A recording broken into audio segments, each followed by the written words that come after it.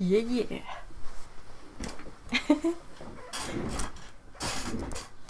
Bonjour, Heather. Hi, Dan. Hi, guys.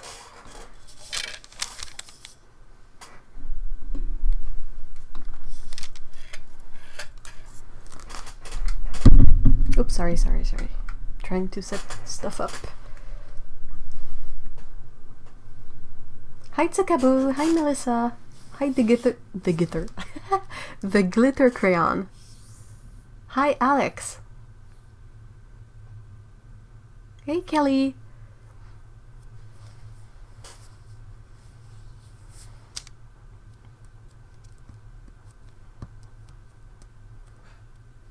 How is everyone today? I hope you're having a great Saturday so far.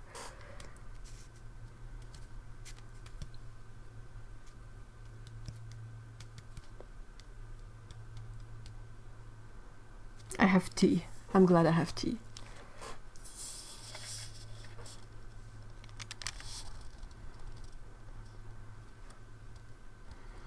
There's something that's something we discovered when Mr. E went to France this fall.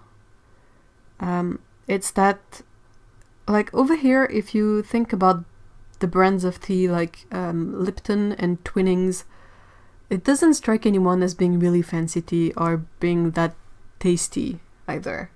But over there, they have some really amazing flavors for Twinings and Lipton teas, and I'm partially offended that they don't have them here, because I'm like, what led you to believe that we don't like tasty things? Oh no, Heather, the cats are asleep. Hold on, I'll try to see if I can grab one before they settle down too much, though not with a cup of tea nearby. That's a recipe for a disaster. Hold on.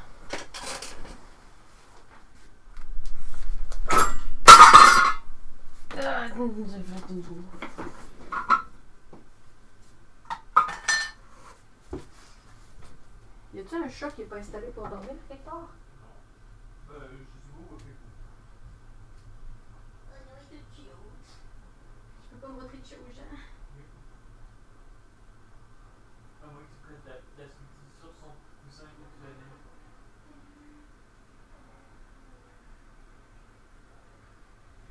J'ai pas le courage de les tasser, ils sont trop cute.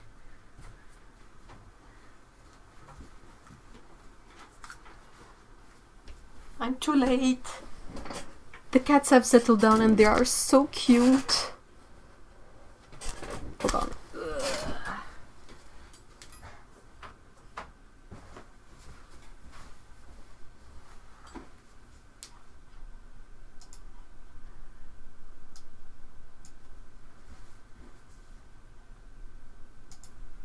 Alright.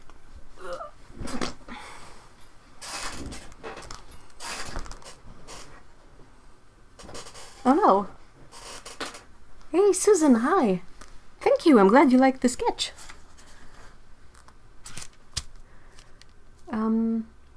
Oh no, the glitter crayon is sick. I'm so sorry, and Alex is cold. Hi puppies! Lipton is meh, I do love Brulees. I like Stasha. Ahmed tea, personally. I'm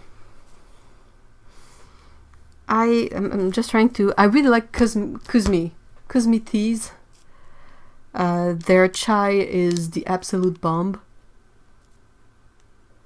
It's like the bestest chai in all the chais. Except for the rooibos chai. Kuzmi's tea, the chai is with black tea, and Otto has found a rooibos, like, caffeine-free chai that is absolutely amazing. But only available in Japan, of course.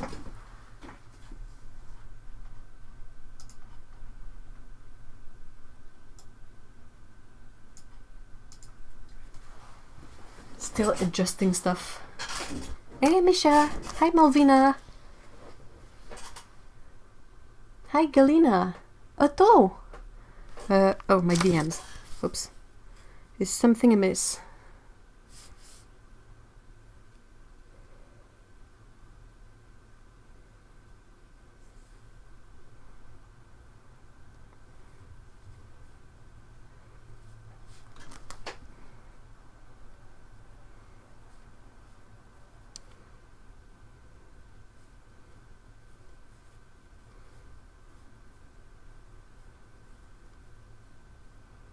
Hold on, just making sure everything is okay. Alright, hi Otto! I was talking about your super awesome rooibos chai that you found. So you have good timing. Awaits obligate kitty wake up indicator. No, there. I would have like I really went out and I checked if they were like not exactly settled in yet, and they are settled in and they're like way too cute, and they always look at me with this look of like, are you really gonna bother me? I'm comfy. Please let me stay here. And I'm always like, okay, you win. I can't. Perhaps later they will come though. Hi Cleo. Hi Patricia. Ah, I'm so glad the painting arrived. I hope you saw my little note about the dot card. I really want to send you one, but I haven't had time to put it together and let it dry, and I prefer to send artwork or prints on their own, because anything that is a bit 3D with the art can leave creases in it, and that's kind of not good. Hi Christella. The party. That rooibos chai is amazing. It doesn't have that pencil shaving taste that some rooibos has.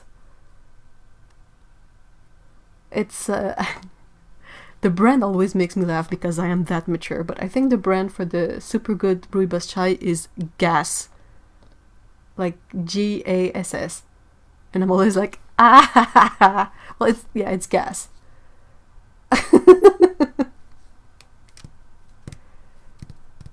Well, I didn't boop their snoot, but I give them a few pets.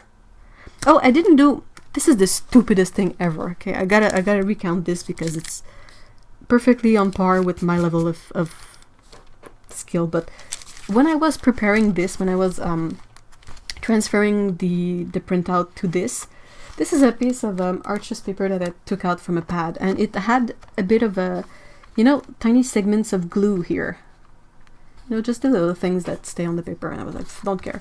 But at some point I went and I smoothed it like that, and it was enough that one of the dried glue thingy poked a hole in my in my finger, and I was like, can I not, I mean, this is art, this is not a really hazardous occupation. So I'm just like, ugh.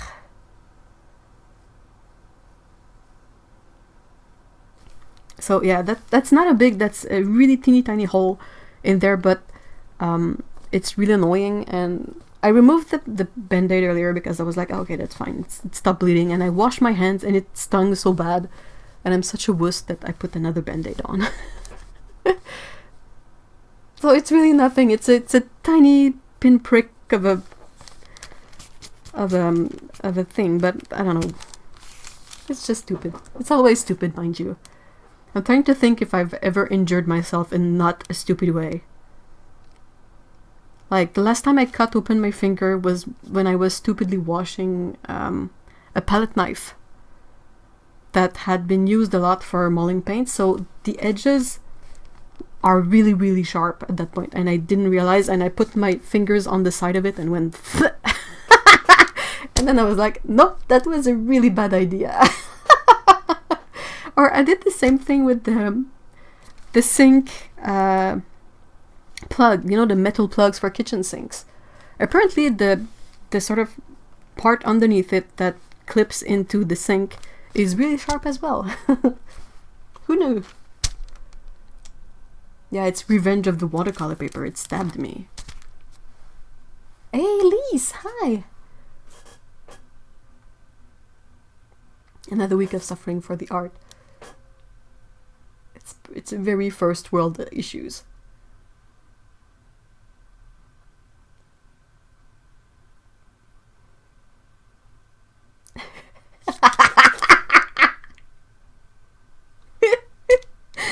Lotta says, it's okay, Ev, you're still very far away from winning a Darwin Award. I am glad. Oh my gosh, if I was Darwin Award level, that would be quite something else, actually. So yeah, I'm basically having one of those French, I think this one is the Lipton one, but it's caramel flavor.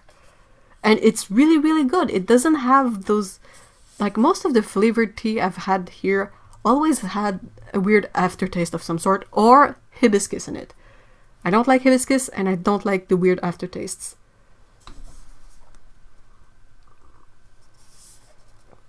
Ah, that's tasty.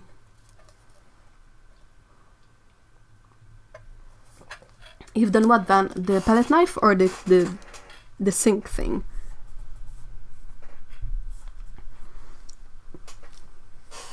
I'm really not super gracious. I always bump into things. I have a collection of bruises from my knees to my ankles from just bumping into stuff.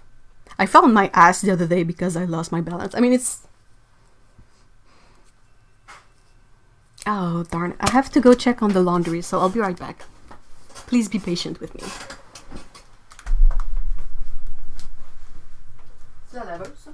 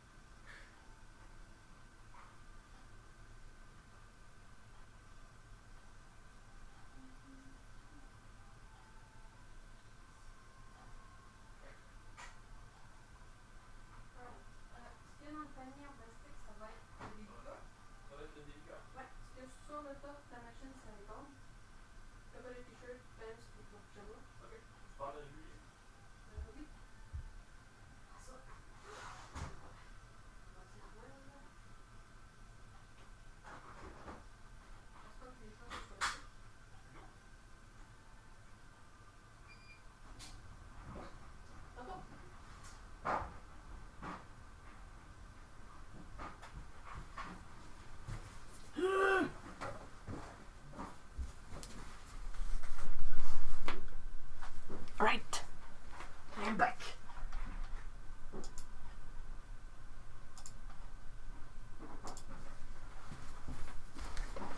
Sorry about that. I'm gonna have to catch up on chat a bit. So let's grab this. Hold on. What the? Speaking of injuries, question for all the experienced cat people here. A friend has to take your kitten for surgery for a broken toe, and the vet says it will cost 9,000. What? Hey, hey, Bearsh. Bearsh. $9,000. No, that doesn't seem right.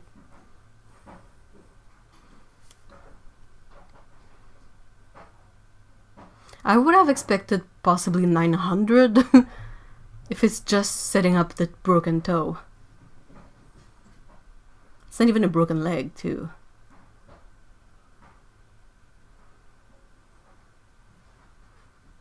Oh my gosh. Oh, that's a good idea, Otto, to check the the vet's review on Google.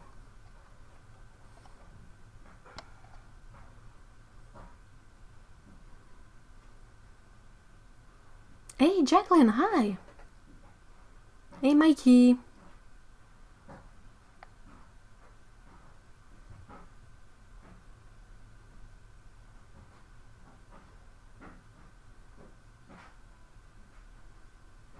Broken toe.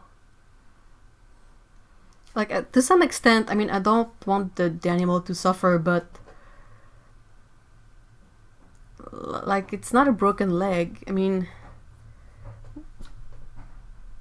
why is it $9,000 just to set up a cast? I don't... Either there's some info missing, or that vet is really overcharging for stuff that...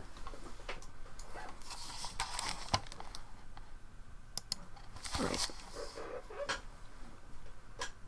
Oh no, it's okay, Lise. Oh my gosh, I'm also really sorry that I didn't get this up earlier. Like, this week's video really took more time than I expected, so I kind of had to finish this, like, yesterday. My goal was to finish it a bit earlier so I can share it earlier, but maybe next week. So I transferred and inked this earlier, so that by now the ink should be dry and I should be able to erase all my pencil lines.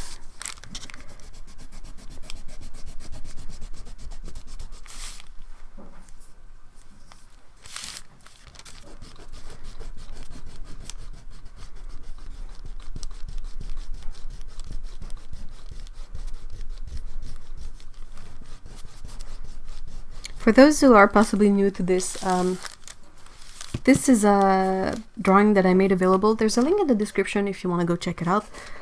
It's on Gumroad, which is a platform that I can sort of set it up so you can grab the drawing for free if you want. But if you feel like tipping $1 or something, you can as well. Like, it doesn't cut anyone out. If you can afford, if that's perfectly fine, you can just grab it. And if you want to tip $1 or $2, you can as well, so everyone's happy. Yeah, so I did this last week and it was really fun with another drawing, so I figured I would try again this week, and this is the drawing I put together for this week. It has a lot more details than last week's, but yeah, there is no hard rule. Like, if you want to get this and only transfer some of, like, not have all the background trees, you can just transfer the tree house, the main tree, and the cats. You can color it with color pencil, you can transfer it and watercolor it, you can sort of give it any peculiar spin you want. It's just for fun, and for the idea of possibly having something to sort of do together as a way to chill. It's not supposed to be stressful, it's supposed to be fun.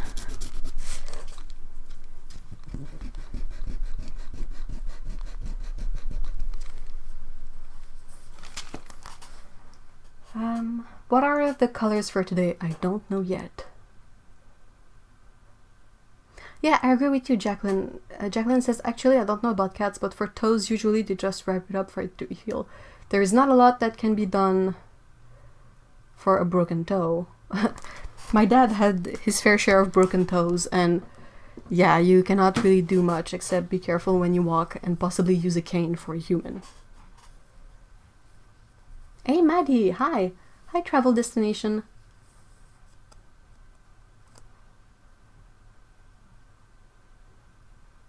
Broke a toe and all that needed to be done was set a cast and not jump or run for a month. Eep. That's gotta be difficult to enforce on a doggo, though.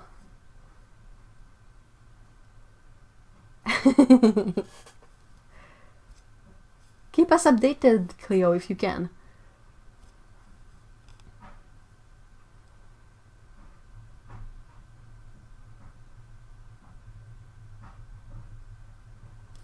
Heather is being incapacitated by a lovable cat.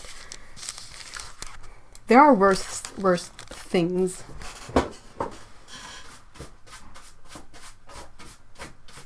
I don't want to sneeze.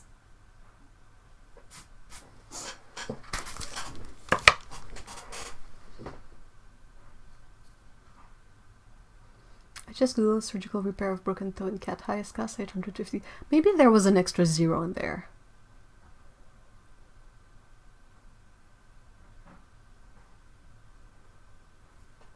Because like $900 for a visit to the vet is pretty much, and possibly unfortunately, the kind of price I'm used to seeing, even for really basic stuff. Because yeah, they are not free. They are a bit in the same kind of business as dentists. You're like, yeah, awesome, except that they are not really covered by insurance generally. So it's possibly even worse. But I'm rambling again.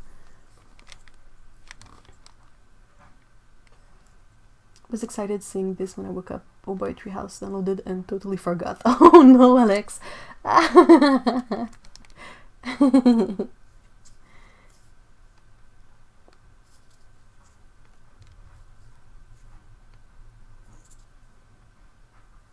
I'm also hoping for extra zero. Have you seen that Schminke has gotten a new newsletter? I haven't. Hi, Tokay, by the way. Okay, so paints. Now that all the pencil stuff is gone. I also got her... Sorry. Oops. Let's remove this as well. How much does the vet cost for a nail trim? I have no idea. I trim the nails myself. Takes the two of us, but it's probably a lot less expensive.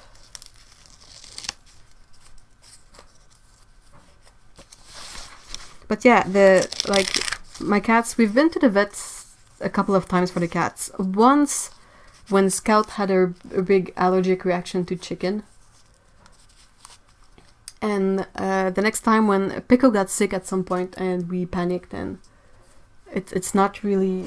I think she had like a stomach bug or something. And it went away on its own. But hey, it still cost us a lot of money. So yeah. Mind you, it's Canadian dollars, so... Fair, they're teaming up. Bruiser just took... Oh, kitties. I love Chaos and Bruiser.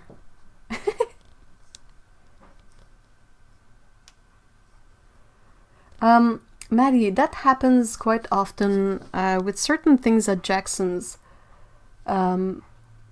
Like for some obscure reason, whenever I add some of their eco paper sampler, the shipping fees will skyrocket. And if I take it out, it's gonna go back down to a couple of dollars. There are a few things like that that for some reason really influence the shipping costs at Jackson's.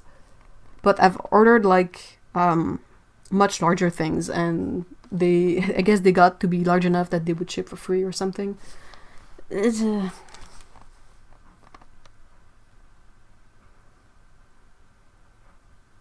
Hey, Louis, hi.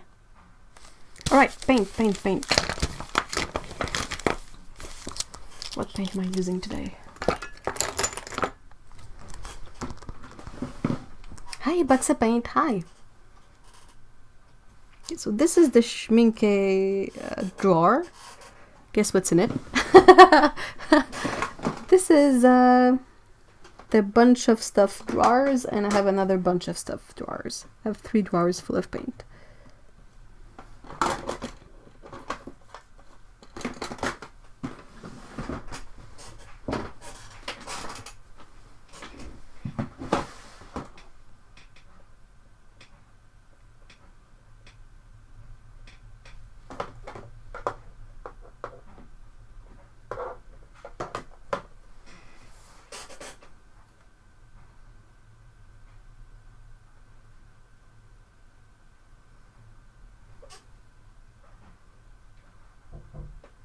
I don't think this drawing requires a specific color.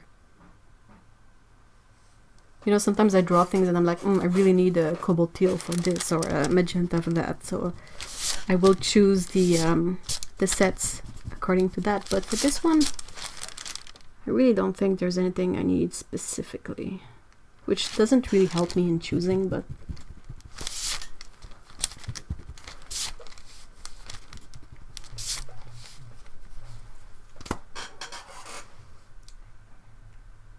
What about handmade paints? Auto paints. I saw the Faber-Castell sale. I didn't look into it too much because my finances hate me. Auto paints. What about handmade paints? The thing is as much as I love handmade paints, sometimes the colors are a bit a really special color selection that is fun for more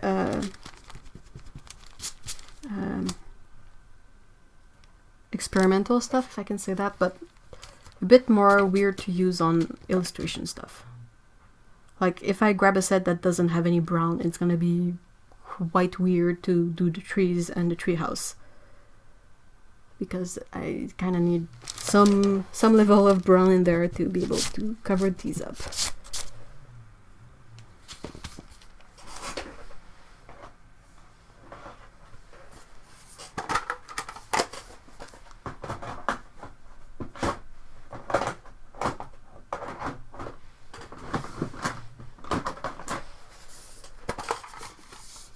Finances hate me.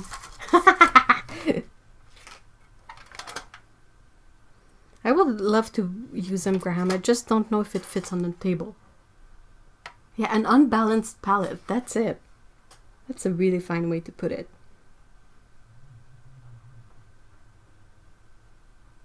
It's gorgeous paint. It's really, really gorgeous paint, but just difficult to use for more complex stuff.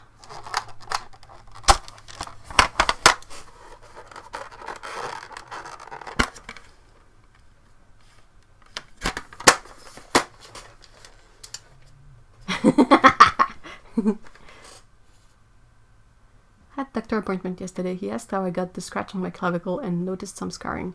Oh, it's just my crazy cats who often jump up into my arms. Sometimes I don't see them to catch. You look like you've been into a battle, but actually it's just the cats. How about core? How do you guys feel about using core for this one?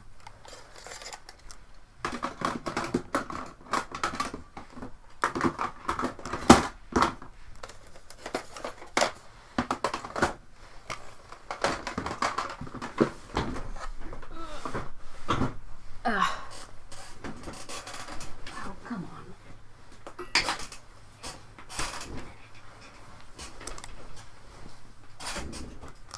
Shinhan Pass Hybrid Gouache. Renaissance paints. My own paints. My own paints are among the unbalanced type of palettes. Yes, core? Awesome. Well, this is the selection I have in there. A lot of it is from samples that Paula, I think, sent me. Paula from Florida.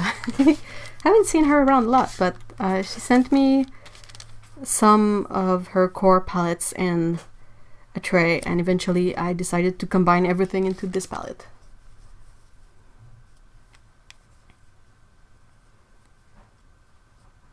Oh no, not 5 degrees, Dan. Oh no.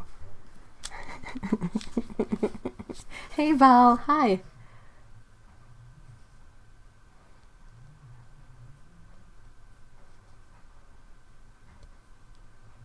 Oh, their dioxazine is like so dark. I really like it when you can swatch a dioxazine and it's almost black. Like, you know you're nicely set up. Now the only thing I'm wondering is if I will need extra mixing space.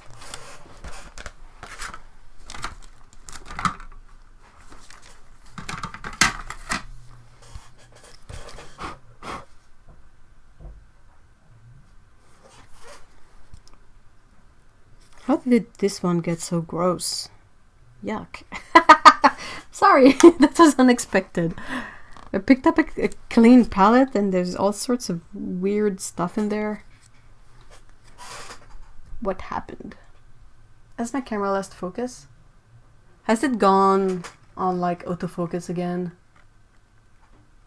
Please tell me it hasn't.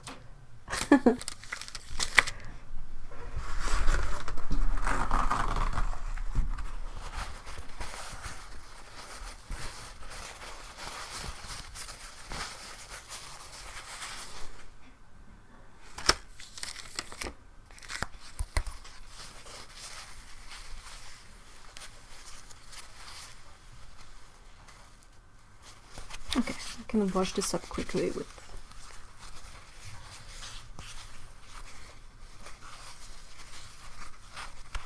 Yeah, clean palette, but not really. Don't know what happened there. Sometimes it's just, you know, painting way too energetically and paint sort of ends up in places I don't notice.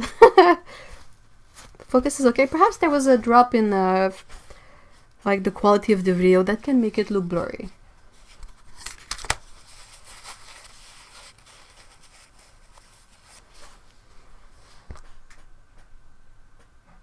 Oh my god. Box of paint. What? It's barring degrees cold warm here. Yeah, I quite enjoy it. Recently it's been like 1 degree Celsius outside, which is, to me, that's fine. That's good.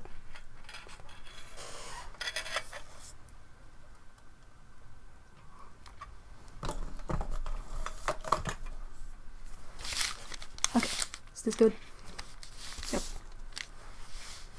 Hey, Eliza, hi. Has it gone on autofocus?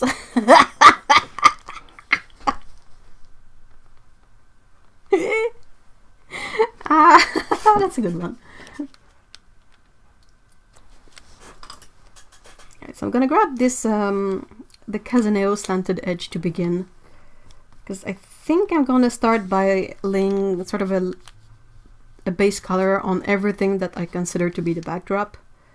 Even the trees, even everything. I'm not saying this is necessarily a good idea, but that's what I want to try, so.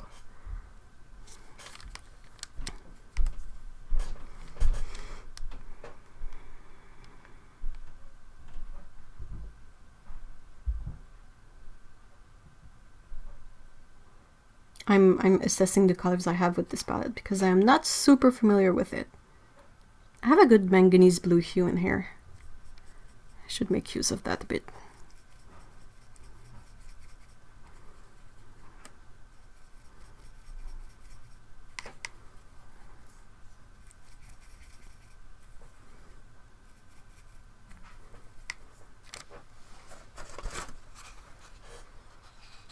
Autofocus. Sorry, is that not the way to say autofocus? Like the thing that's on cameras.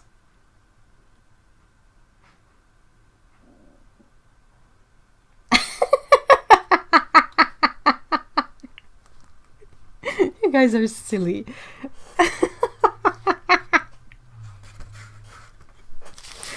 Oh man.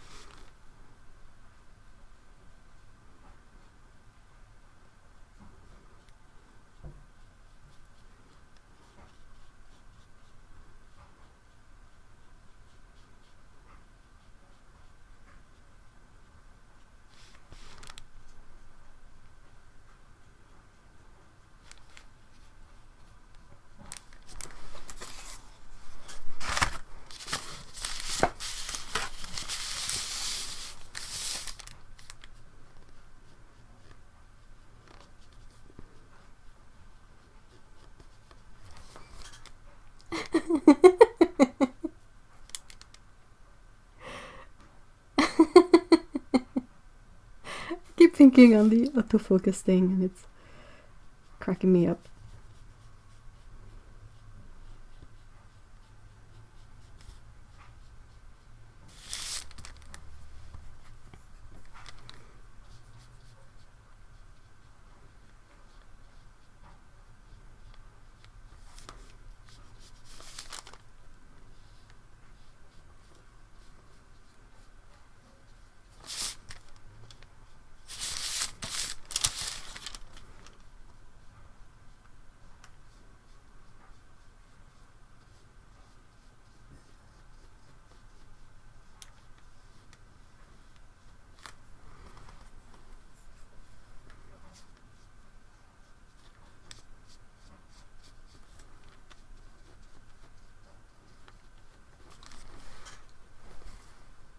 So anyone watched the first episode of Picard?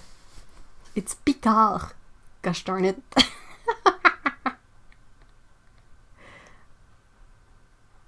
I haven't. Not a super big Trekkie or something. Autofocus. Autofocus. Oh, anyway. Hey, Rowdy, hi!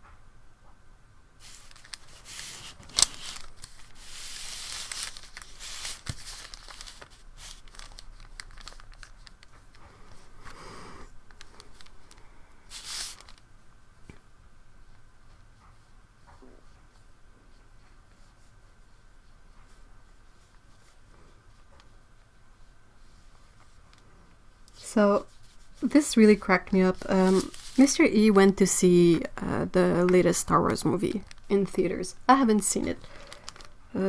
Just don't really care at this point. But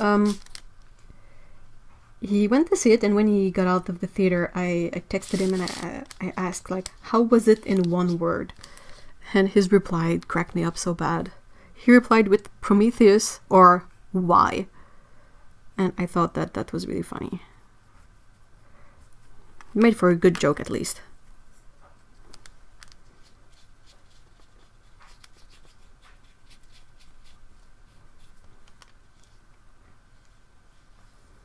I used to be really into Star Wars, but now I just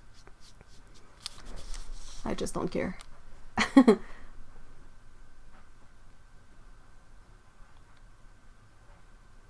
Hey, the naughty printmaker, hi. Oh, Lise, you're not gonna be kicked from chat, otherwise I would be kicked from chat as well. Accurate. It's just... I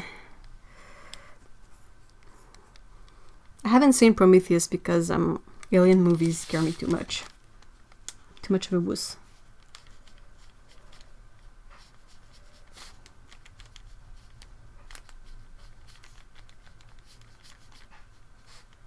Trying to think what is the latest thing I've seen that was really good, except possibly for The Witcher, because we've mentioned The Witcher before.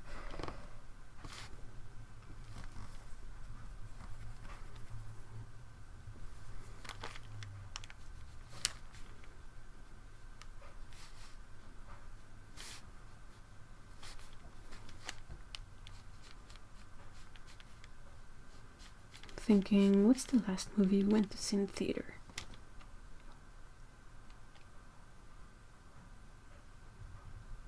Oh wow, I cannot even remember.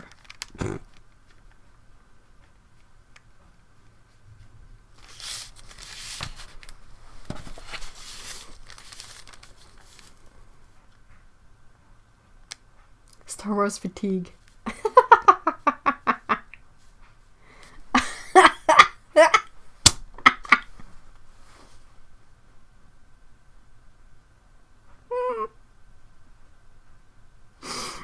Heather, somehow the fact that this is happening to you of all people does not really surprises me.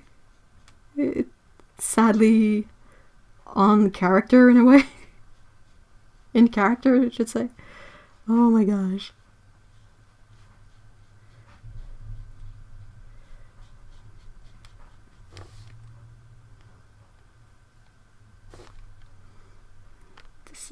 Is this one a behind tree? Yeah, this one is a behind tree. Whoops.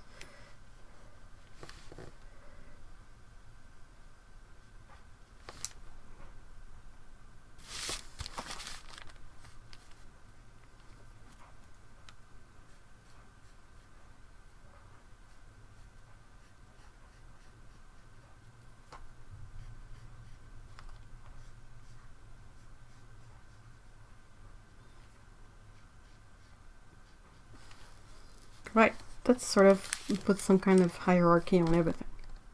Somewhat.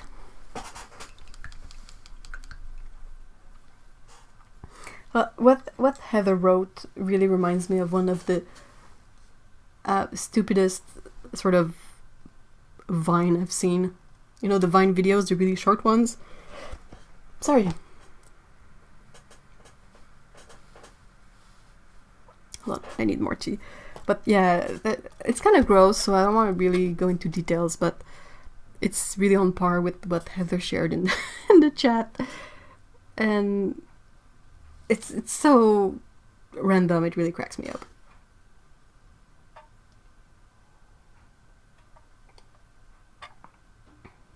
Oh, I think the last movie I saw in theater was Jojo Rabbit. It was really, really good.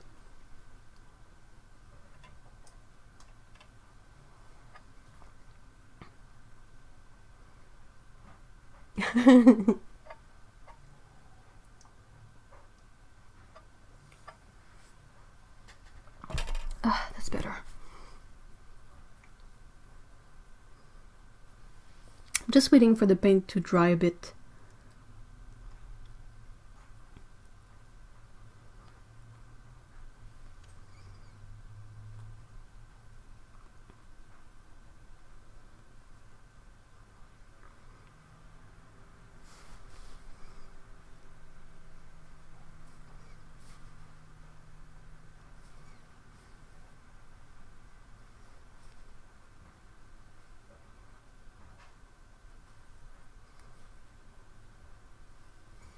It's a Wonderful Life. Huh. Hey, Waro. Mine was Jumanji too.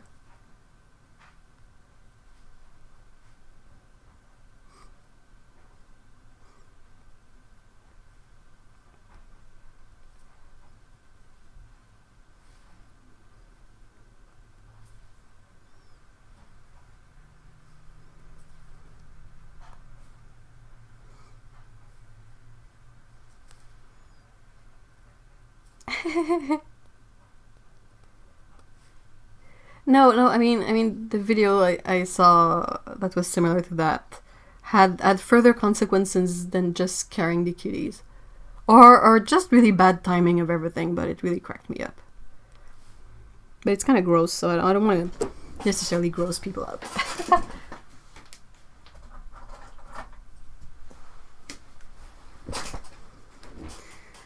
Winter, this season where I make holes in my fingers because my skin is dry in weird places. And it cracks. And then it gets caught into thing, and then I remove it, and then it creates a hole.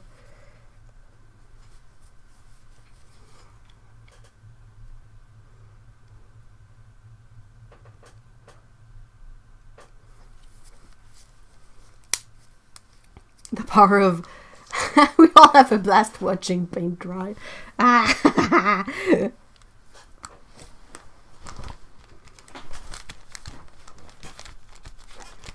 think it's kind of, you know, dry enough that I can progress a bit. I will try and add a bit of color on the background elements, which are those weird trees.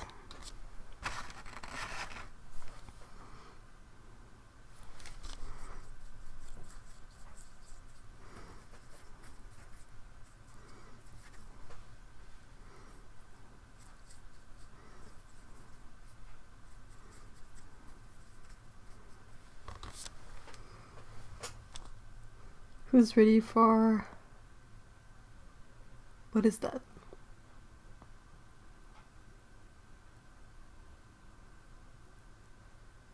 Is this the No Dogs Allowed Club? What, the treehouse?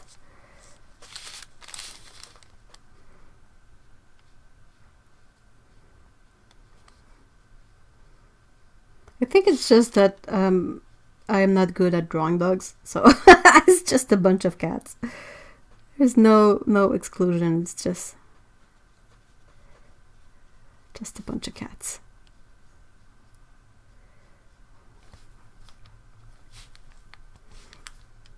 I'm also really bad at painting within the line, so Really, it's not like I'm setting the bar really high.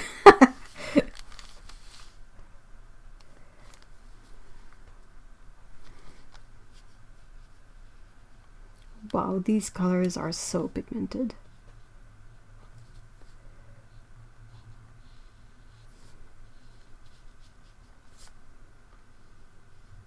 So I use the manganese blue hue directly for the blue flat color, and now I'm using quinacridone gold deep on its own for those trees.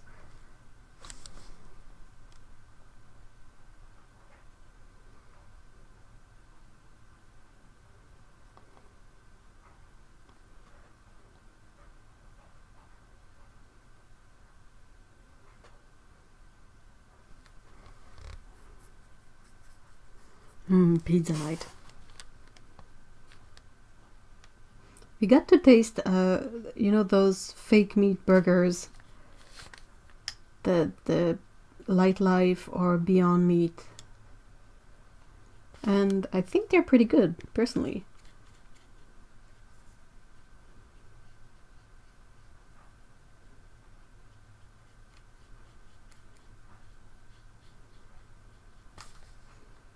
I'm really bad at cooking meat in general, so even when I try to make actual burger patties, they're like, eh.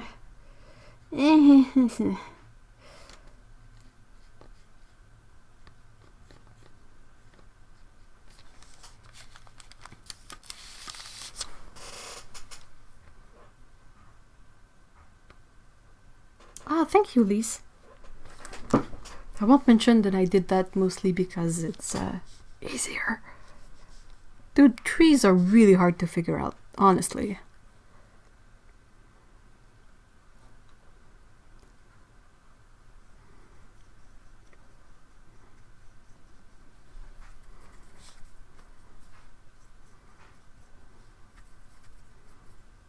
It's like I understand how they work, but it's really, really hard to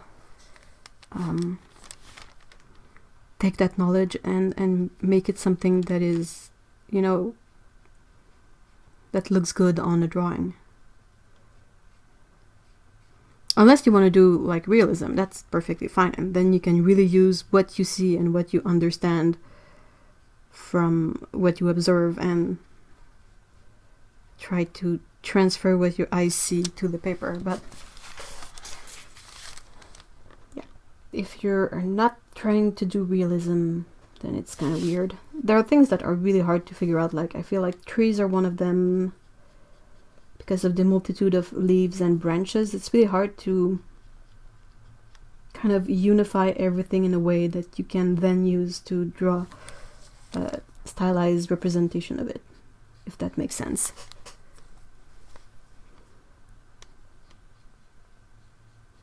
Trying to think, fur can be difficult too.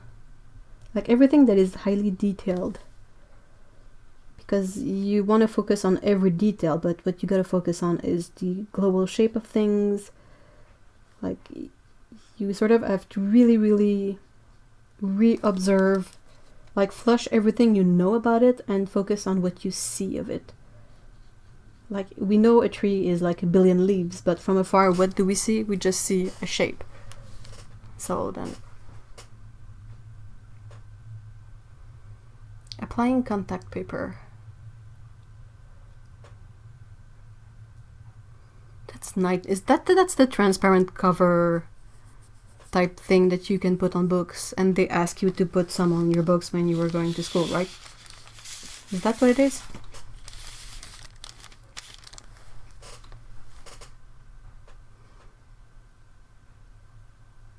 When I construct the skeleton upside down, I think, oh, it's actually a good idea.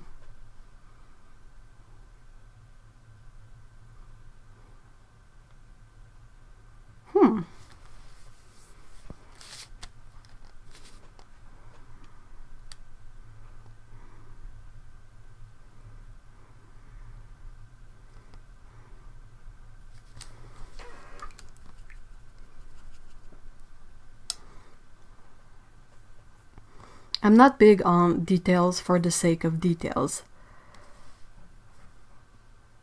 Which is kind of funny sometimes when you go into comic book shops and you chat with the people that are there or the people that work there, and you talk about the art and comic books. And like, I would often say that I buy books just because they're pretty. I have no idea what the story's about, but the art is nice.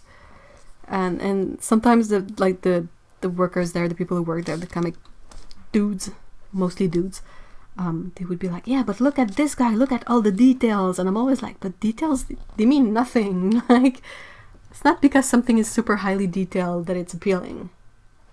Or at least to me, I mean.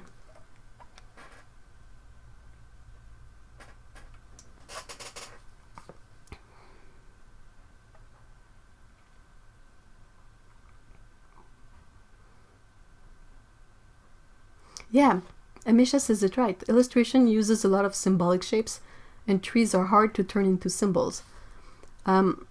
Evergreen, like fir, balsam, are a bit easier to turn into shapes because they're basically a big triangle.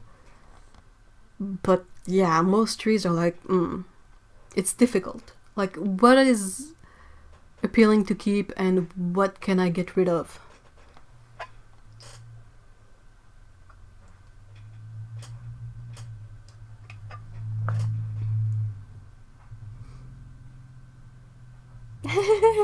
It's okay, Melissa.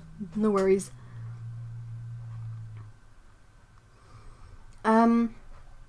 Elise says spotting overall shapes is a great skill to have as an artist. I am definitely still working on that one. A good way to work on it, if you have glasses, you can just take them off, and if your eyesight is not absolutely terrible, it helps. Like, it blurs out everything, so you can really see the big shape better, or you can squint to try to see the big shape.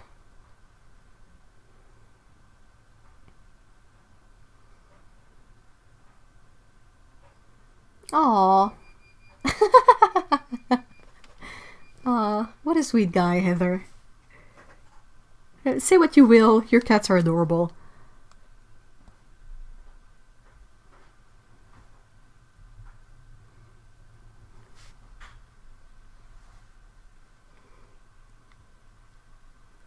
I'm pondering what I want to paint next.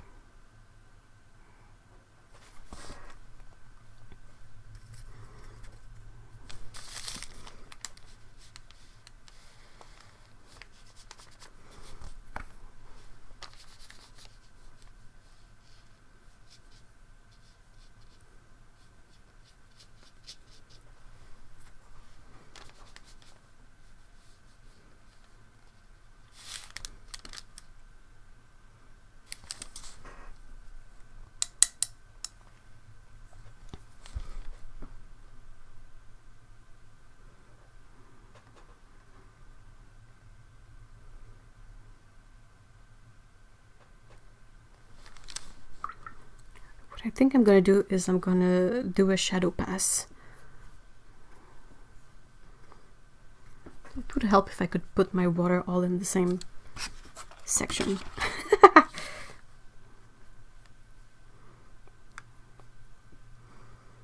So I'm gonna prepare a puddle of dioxazine purple diluted.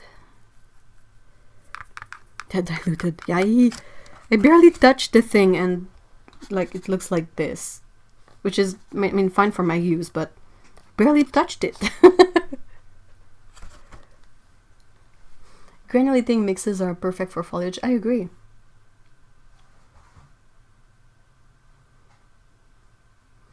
Not a lot of granulating colors. Hold on.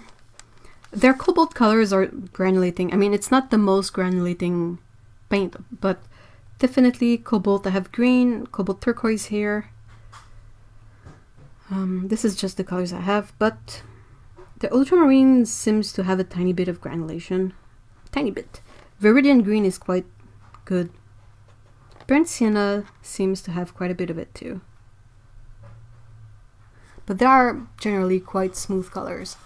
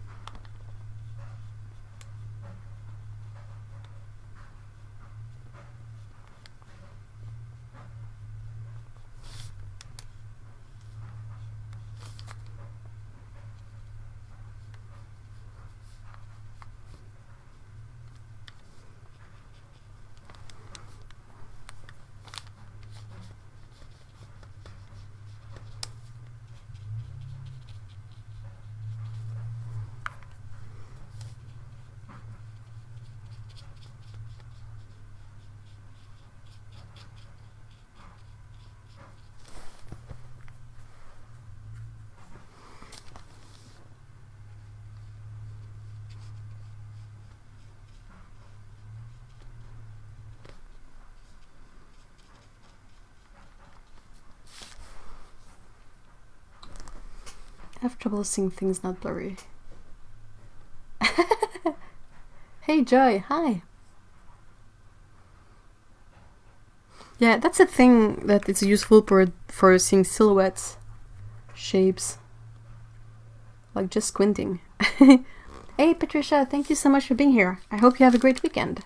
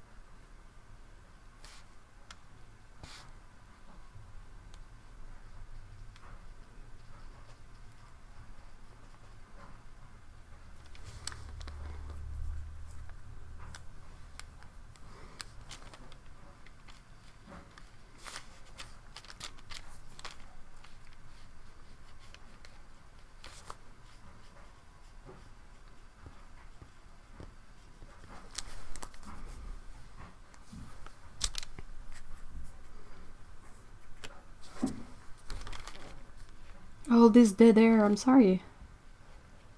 Bit tired today and trying to think of cheerful things to talk about. And I cannot really look to the news for that because the news are bad and depressing, so I'm like, what else?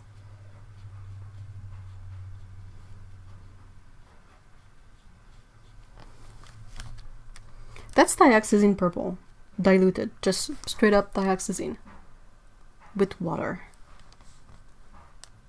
I really like using it for like what I call a shadow pass, like just putting shadows on everything because it's a staining color. So when I add on top of it, it usually doesn't make a huge mess. And it's a good shadow color. It's a purple that's, you know, not too cold, not too warm.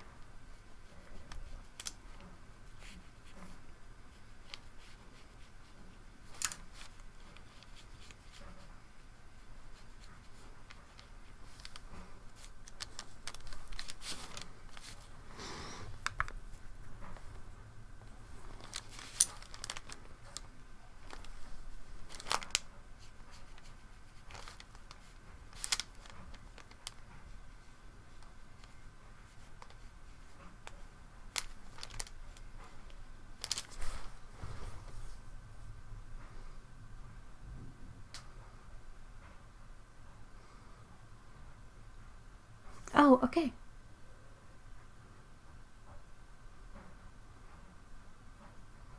Oops.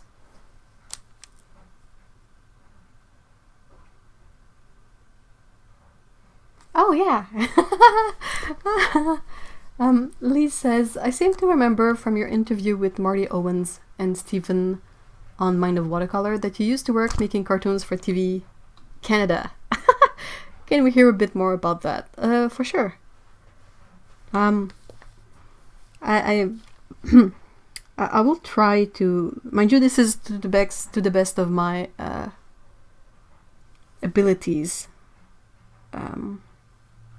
The whole setting of the cartoon industry over here. It used to be really bigger. Like there were a lot of productions that were made in collaboration with France. I said France and France mixed together. That's weird. And like it was a really sort of a golden age of making cartoons here in Montreal. And when I finished studying for that and I got into the industry for that, it was not the best timing. Like I finished my studies in 2006 and everything went to poop 3 years later. So it was a bit difficult and I could still find jobs, but it's kind of a really peculiar industry where the pipeline of production is really complex and there are a lot of people who do a lot of different tasks, and if you are hired for a specific task, chances are that people who know you are gonna rehire you for that task more often than not. And yeah, there are a lot of students that graduate from the local school that offers animation classes. So it's kind of weird, and there are not that many opportunities for work. What I really enjoyed of it is that most of the productions I was able to work on, they were local projects. They were not like something that we got an order from somewhere else to do this thing. It was like someone local had an idea, went to the local production places, and they were able to get funded and try and get this thing out. So yeah, it was fun most of the time, but yeah, it was just weird. I don't know how to exactly figure this out, because I know, I'm aware that my abilities are what they are. I don't think I would be suited for any role in the production pipeline of an animated show. But at the same time, what I was regularly hired for, it was nice, it paid the bill, but it was not really creative. It was mostly like cleanup work. Like you take someone else's rough work and you clean it up, you make it usable. And it takes some knowledge to be able to do that, but it's not necessarily super duper creative. It's more formulaic. And that was fine, but at some point I kind of got a bit fed up, and I got all the brain problems too that were sort of becoming more obvious.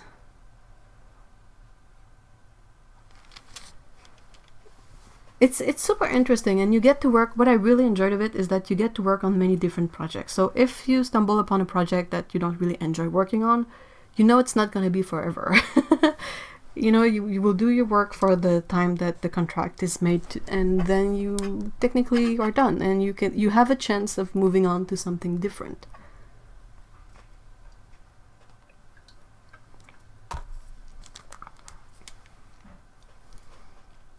It's possible that my camera doesn't really render the color properly all that accurately.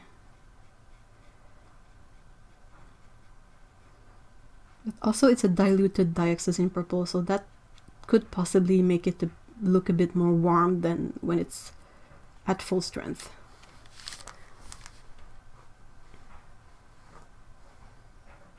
Oh, that's interesting, Tsukabu. Tsukabu says, my brother works at CBS and he keeps their animation department going. It's not an easy task because like the demand for animation show is not the demand necessarily, but the budget for it is really limited. Mr. E works in video games. He studied animation with me, but he was able to secure a job in video games. He's quite good at it.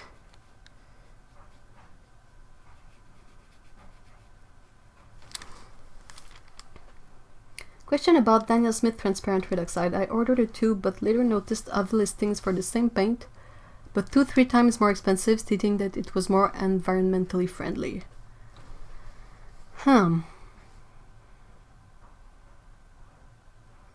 Well, it depends who you ask about this. Personally, I'm of the opinion that whatever pigment is used in paints, unless it's like lead white or genuine vermilion, like the really, really, really bad toxic old ones, like I don't think your transparent red oxide is bad.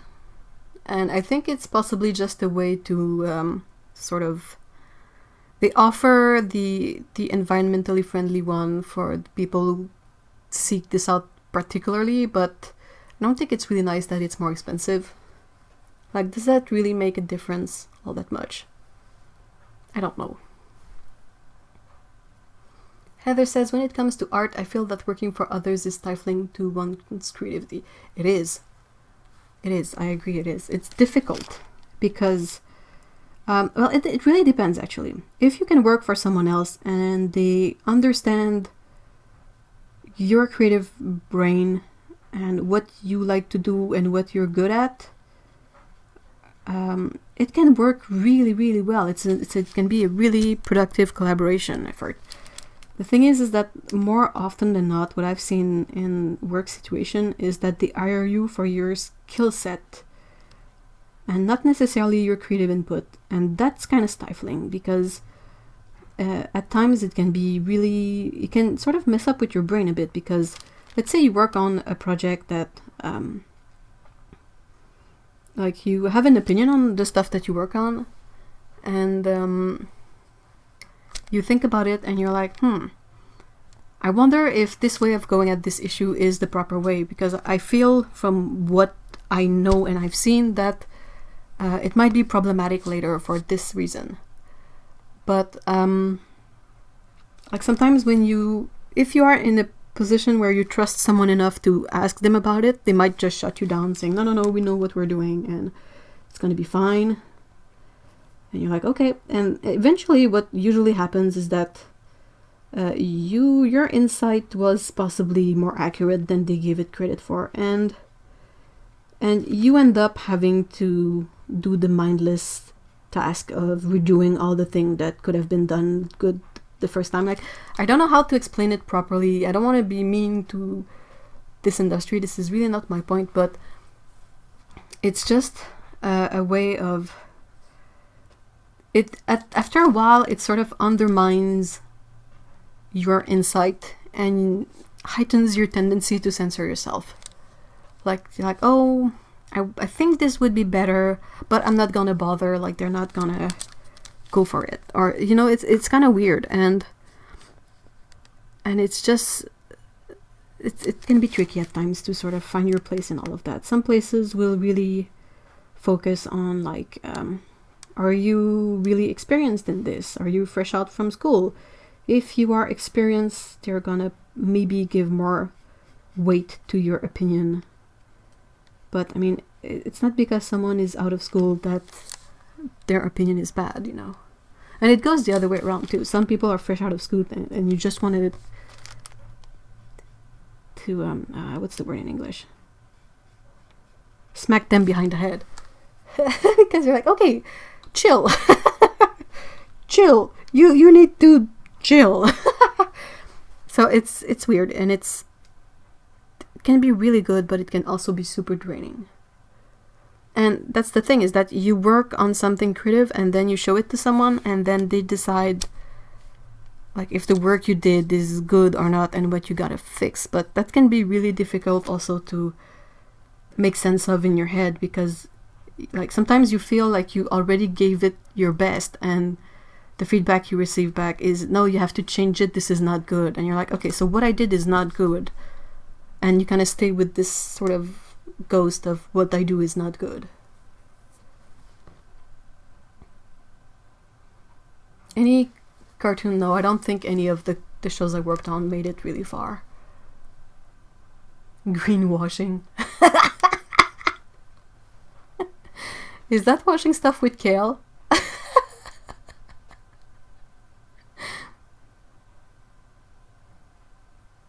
Oh, that's true. Oh my gosh. Otto says it doesn't matter what industry you work for, you always get the ones who think they are clever, but they're not. Yeah, they're trying. It's weird because sometimes you feel like they have a weird awareness of their what they lack, and they try to make up for it in ways that are super not productive.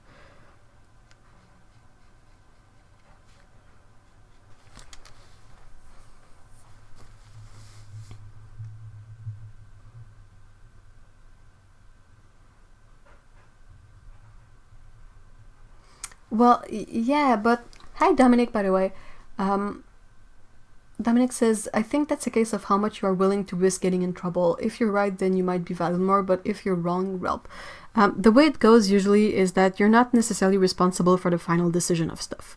But you can, like, there's a hierarchy of work, and you can go to the leader of your team and mention it to them. And then they can also help assess if there is something of worth in your impression, or they can like, you don't necessarily know everything when you work on something, and that's why working with other people can help. Like, they can say, no, it's going to be fine, look, the next step is going to be this, and that's going to take care of that, and you're like, oh, okay, I didn't know that, that's good. But other times it's really basic stuff, and you can always, there's always a time and a place to do it, but it's possible to raise concerns in a way that is productive and that doesn't make you come across as being too opinionated. But yeah, it's there's a couple of times where I was like really basic instances of stuff, like I want to give an example, but not something that is too specific.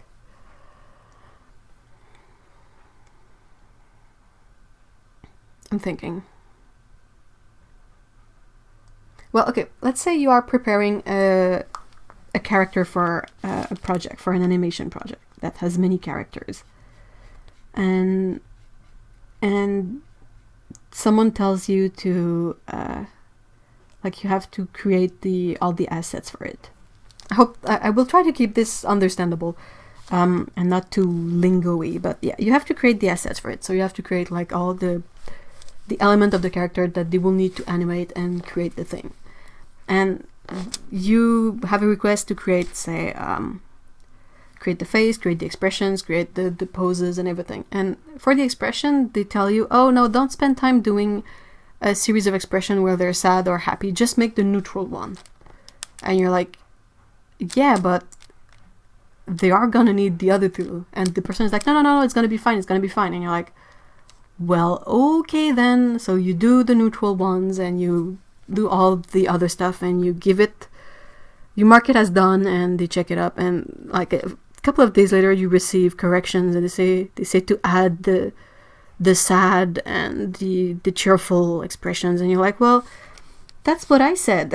And if you had told me when I was in the midst of creating all this anyway to make those, it would have been much easier for me to do them at that time, and not necessarily like pretend we're not gonna need it, because of course we're gonna need it. Like, the character is not gonna be neutral all the time. That's nonsense. I don't know if that sort of explains it, but yeah, that's just difficult. Or some other times, like, it's a pipeline, so like someone works on a thing, then passes along to the next person, who works on a thing, then passes along to the next person, and all that, it's chain, so that we can go from point A to the end of an episode or the end of a thing. And there are people sometimes, like, when they work on their part of the thing, they do a specific thing in a way that hinders your work, so you tell them, hey, can you please not do that? And they just don't care. It's like, you're like, anyway, expletives. I'll just leave it at that. Mucho expletives.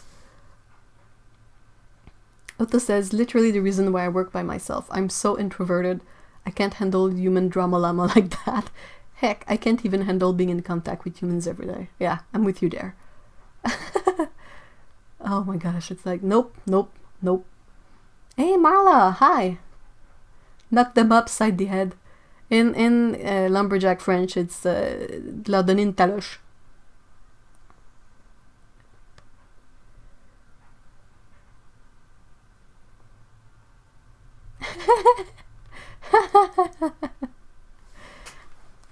I gotta also keep up with my painting, so it doesn't dry weirdly, but the chat is really fun.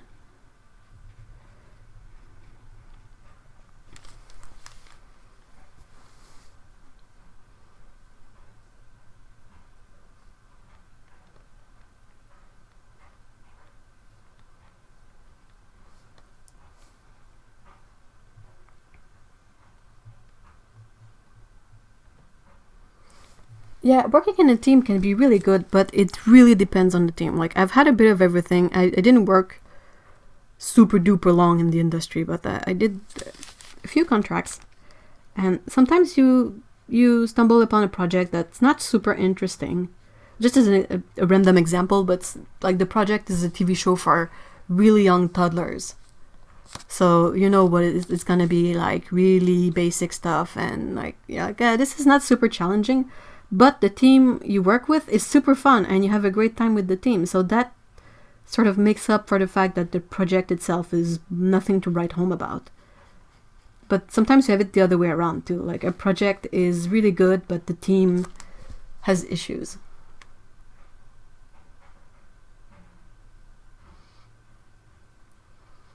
I would prefer to work on my own too. Like Otto says, when you are 99% introverted, like Otto and I, we're both super duper highly introverted.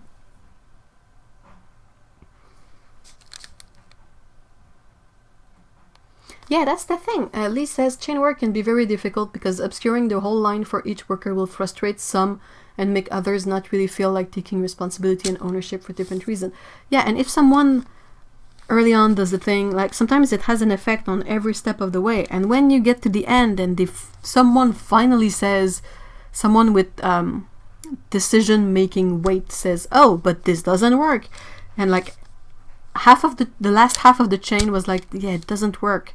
Now we have to go back to the beginning and fix things. It can be a nightmare.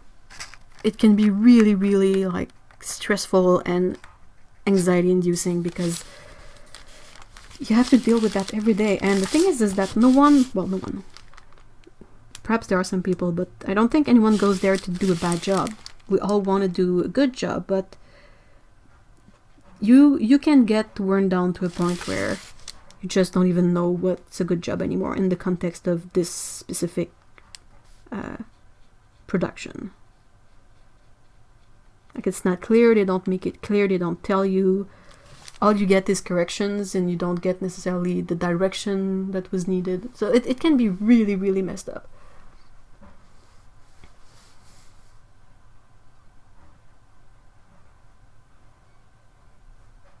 Teamwork can be amazing, chain work almost never is. I would agree with you on that. What the heck was that? That was gnarly. There was a really like screechy sound.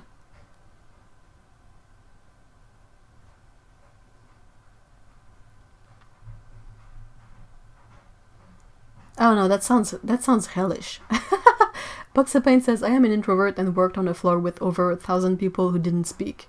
You'd think that would be heaven, but it was horrible. I think that would be hell. Like, if no one is to speak to any other people, can I work from home? Just, what's the point of going there to work if it's, nope, just nope. And that's the thing too, people who are like, oh, I feel introverted, but not that much. Introversion and extroversion is on a scale. It's not black or white. You're not one or the other. You can be at 50% in the middle. You can be more to one side, more to the other. But sometimes you get people who, like Otto and me, are excessively to one side.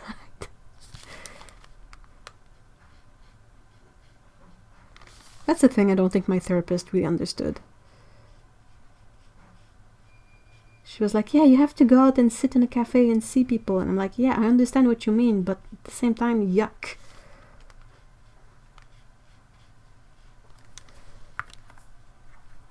Like, I can have my own cafe in my home. I can make myself a cup of tea, grab something to snack on, and just chill. Have my own music, have my own bathroom if I need to pee.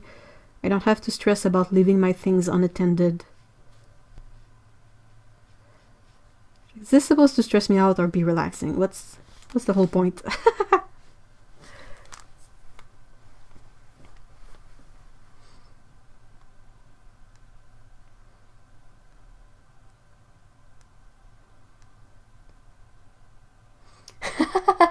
Lee says, working in a chain like that is so difficult to make work for basically anything but building cars. And even then, they make some really bad mistakes with cars where they evaluate like their risk assessment, whether it's worth recalling the cars or not, is really inhumane. It's only about money, and that's just really weird and sick. What do you think about the Cutman watercolors? Not a fan. if one has to work with cotton, I think the tubes are a bit better than the pans. But to me, it's not a good match with the way I like to paint. They don't have enough pigment in them. Too much other stuff that makes them diluted and kind of gooey a bit. They have a, like, if you want to get a really dark Cutman color, it gets kind of blurry because of all the binder and the additives that you sort of end up with.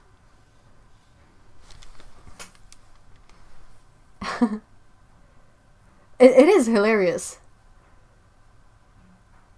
It's like our 1% of extroversion extended a tiny tendril of like reaching out, and they connected, and we're like, okay, that's good. Thanks, bye. We're fine. We don't need anything else. It's good. That's what I was telling her too, that she didn't understand. She was like, well, how do you interact with people? And I'm like, well, I interact online. It's actually a thing, and it works because you can sort of control better how much of your energy it consumes. Like if there are days where you feel super tired, or you can tailor your experience to that. I don't think she understood that, but yeah.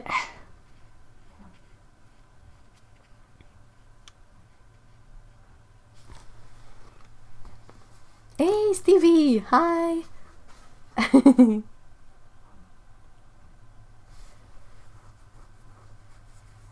You can work in your PJs. You can, though I would not recommend it. I think it's weird to work in your PJs. You don't really have a dissociation between being at home and working. I have work sweatpants that I only wear when I'm working, and when my day of work is over, I switch to actual PJs.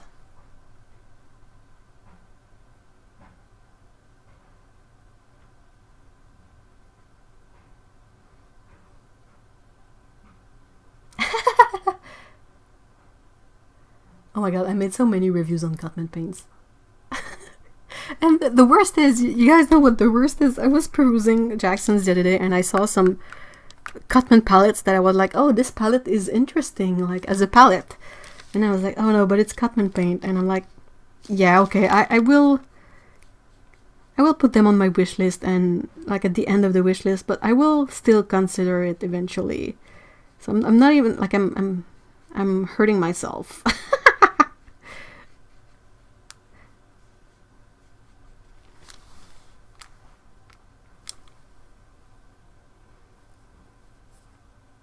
Cats are really a good introverted person pet. They're not too demanding, they don't really require you to go outside ever. But they're warm and fuzzy, and you can put your face in them. And they will do silly things that will really brighten up your day, so...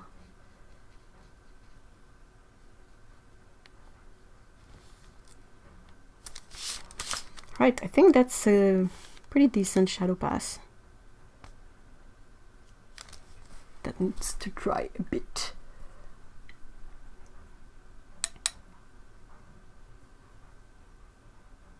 Socialism.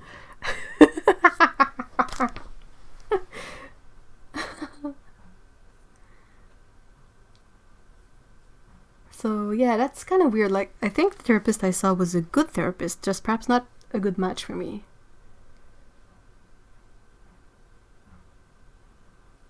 So that was kind of an experience on its own.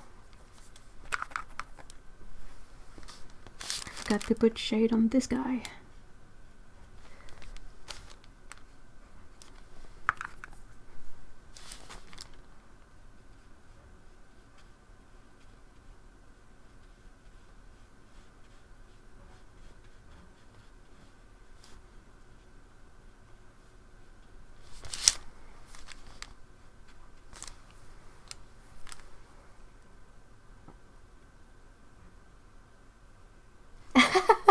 Having to greet the owner to get to greet the dog is a constant strain on my life. Oh no, Lise, oh no.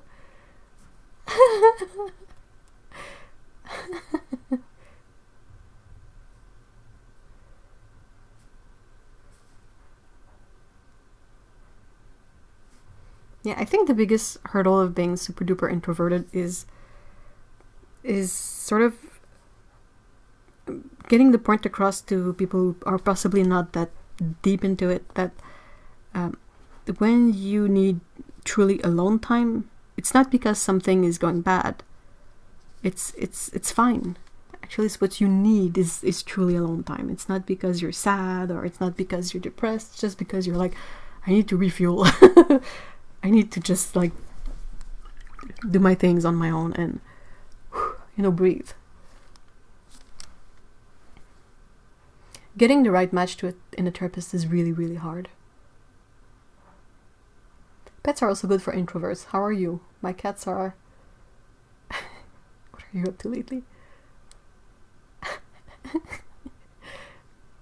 Yeah, that's it. You can divert all the discussions to the pets. How are you? Oh, I'm good. My cat did something really funny today, and you really like divert the attention away.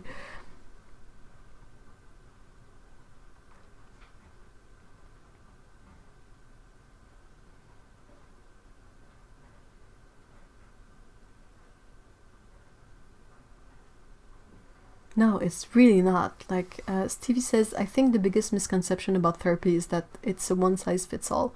It is really not. They are their own people with their own issues, so you have to fit. Yeah, it is really difficult, and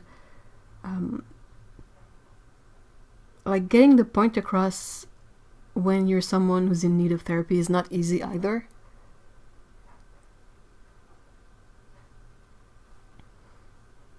Like, it's what is wrong with you? Like, I don't know, that's why you're there, please help me. That kind of a weird awareness of it. Otto says, like, how do you explain to someone that you don't like being contacted every day without coming across as an ass? Everyone would take that wrong in person. I would not. Well, depend. It comes from whom. Like, if it's someone like Otto that we talk really regularly, if Otto was to tell me like, oh, I think we should stop doing that, I might be a bit hurt. But especially if it's like calling.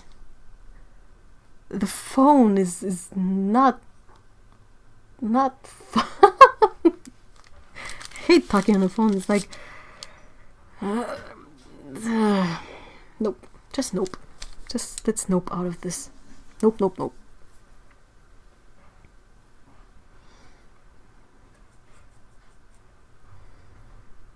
The worst is when like someone calls you and they're like, hey, what's up? I'm like, not much. You what? Not much. Alright then, see you next time. Bye. It's like, sometimes it's like, okay, but I thought the whole purpose of calling other people was to, talk about specific things, not just talk about nothing. Like, what?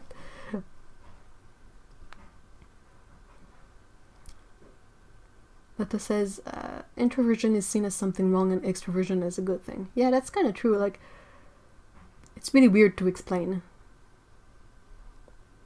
The dreaded phone call. Every phone call is a dreaded phone call. Whenever the phone rings, I'm like, oh, damn it. No.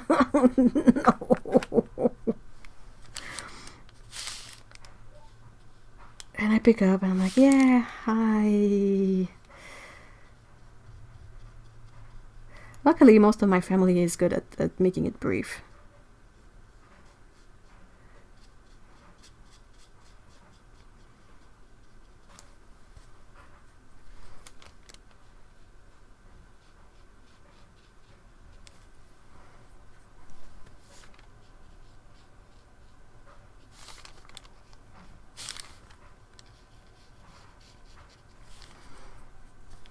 Like, in the age of the internet, who needs a phone? I'm kidding. Phones can be really useful sometimes to, when you have a specific message you want to share with someone and like trade the information, phone call can be really practical. But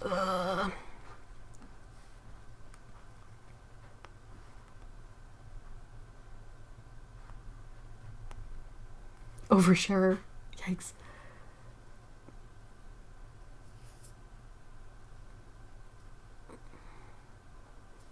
I did have someone who used to ring me 4 or 5 times. I would just not pick up at some point. I would get the color display and not pick up. Enough. Good grief.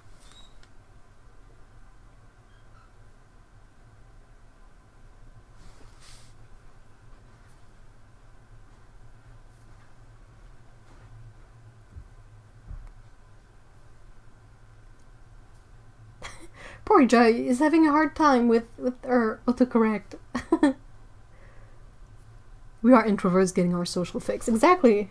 It's perfect. Hey, Alexandra. Hi.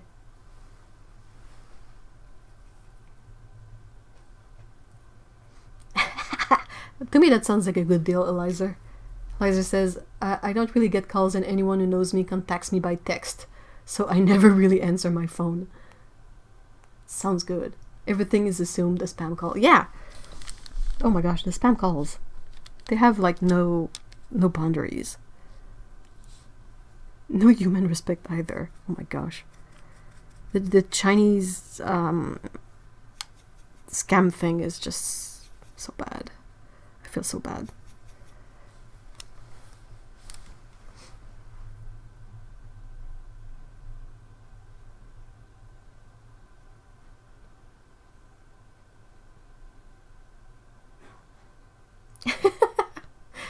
The correct is like having a go.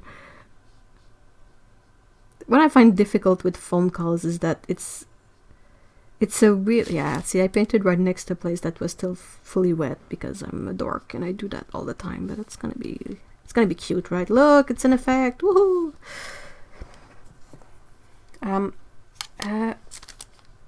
Yeah, it's a weird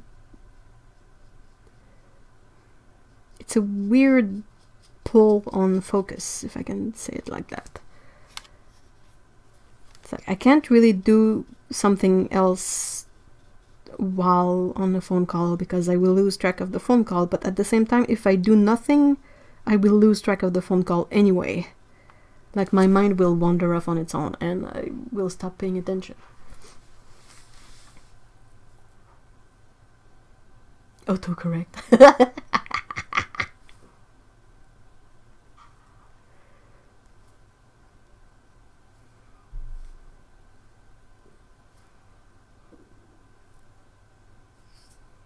Yeah, and phone calls also don't keep a track of what you said to someone. So if you were like not super focused on the phone call, sometimes you hang up and you're like, wait, I know we said some important stuff in there, I just can't remember any of it. Which is not a super good look.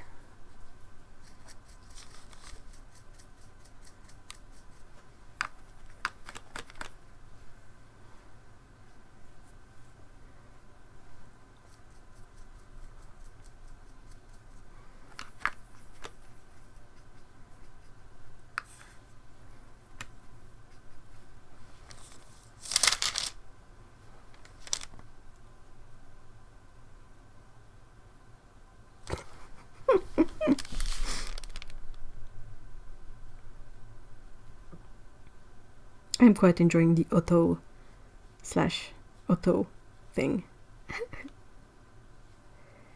Why is it so hard to paint within the lines? Come on, why am I so bad at this? Perhaps I should just accept it. Never paint within the lines.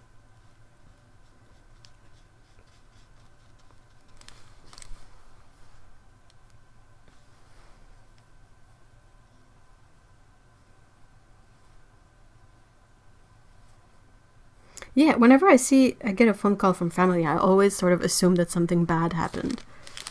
Like, what's the emergency? There's a saying that's like, no news, good news. Like, basically, when you don't hear from someone, is that everything is well and good. It's often used also when talking about doctor stuff. No news, good news. So yeah, whenever the phone call, I'm like, oh.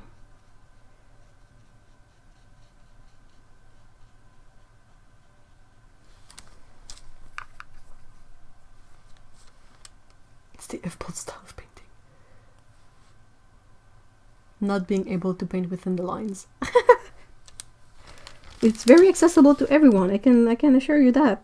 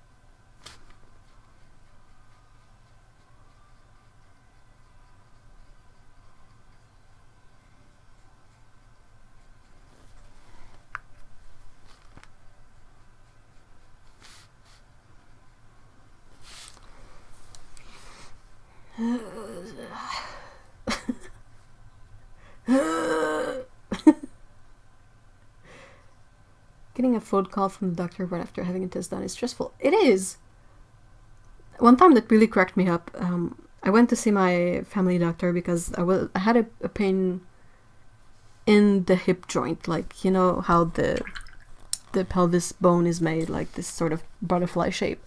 And then you have the hip that sockets into it, and it has like a ball for the socket, and then it extends, and then you have the bone or something like that. And there was some kind of pain in there. So first I had to get my butt prodded by the doctor, because you kind of have to, like the butt cheek. And he was like, I don't know what it is, but go take an x-ray just to make sure, you know. And I'm fairly sure it's gonna be nothing, but yeah, go just take an x-ray to be sure. And I go take an x-ray, and I'm like, okay, fine. And then they call back and they're like, the doctor would like to see you again. And I was like so stressed out. I was like, oh my god, no. What? The thing that's nothing, what did it end up being? It was nothing, it was bursitis, but it still cracked me up because it's the thing that the doctor said it's gonna be nothing that they end up calling me about. Like, for sure. Of course it's gonna be like that. What am I expecting, you know?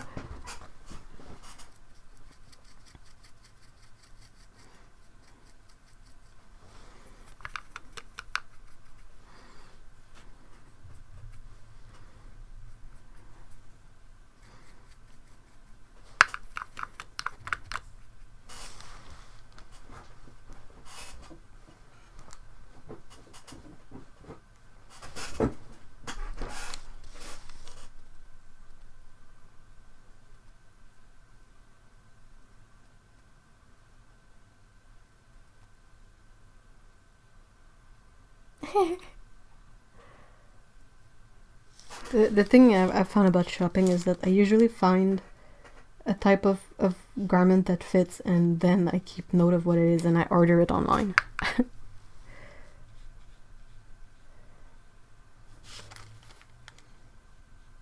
It's more often than not it ends up being the best option because, like, the stock they have in store is fairly limited often, and the things you kind of want to try, or the things that you know will fit, they're out of the size, and you know that if you order it online, that they're gonna have a bigger warehouse to access this stuff from.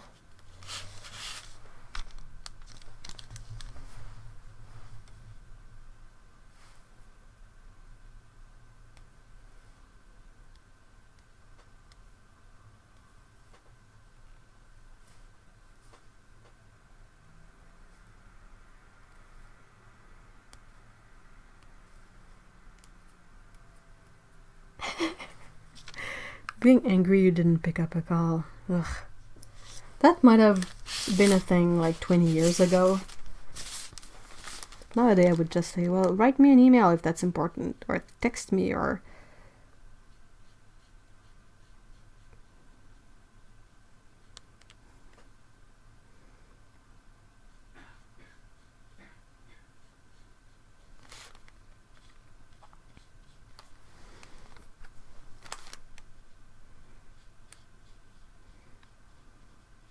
Oh, this is the part where I regret putting so much details in this painting for a live stream. Like, what was I thinking?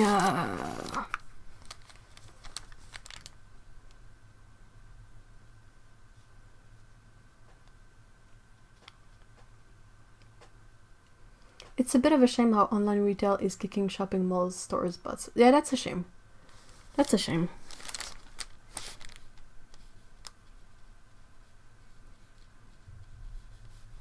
And there's a thing to be said about trying on the clothes before buying them, rather than purchasing a bunch of stuff and then returning, which is not something that I mean, if you buy something and it doesn't fit and you want to return it, fine, but buying a bunch of stuff that you know you're not sure is gonna fit just because you know you can return it, that's not super great.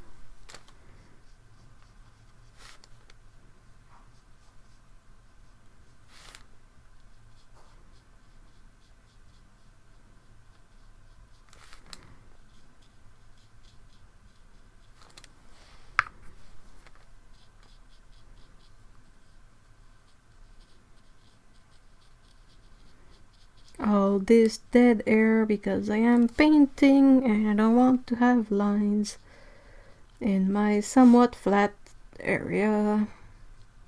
Yeah. Right. Woohoo! Oh, bye, Eliza. Thank you so much for being here.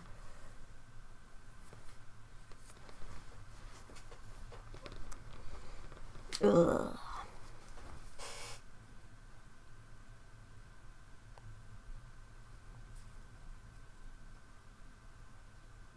That's a good point. Hey, Joe. Joe says sizes is a problem for years now due to the fact that most manufacturers are in China. 20 years ago, an L size was for a big guy, not fat. Now it's like trying on a medium or even small size. Yeah, there is no standard of sizing at all. And it's all about, like, it's not fast food, it's fast clothes. It's not necessarily the most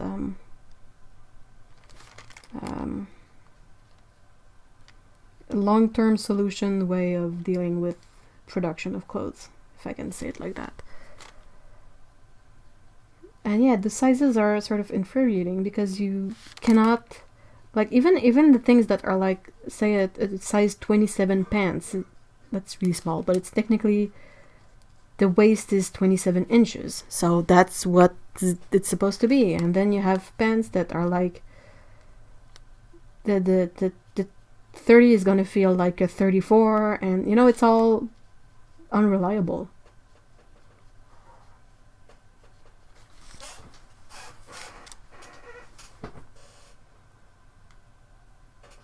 Zara is a really problematic chain from what I've seen. Like this fast food fashion, they are one of the biggest perpetrator of this problem.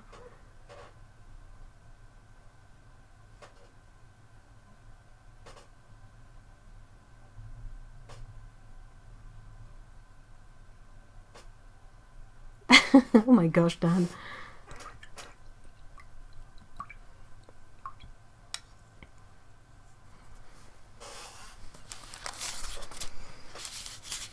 Alright, so that's starting to look like some sort of backdrop.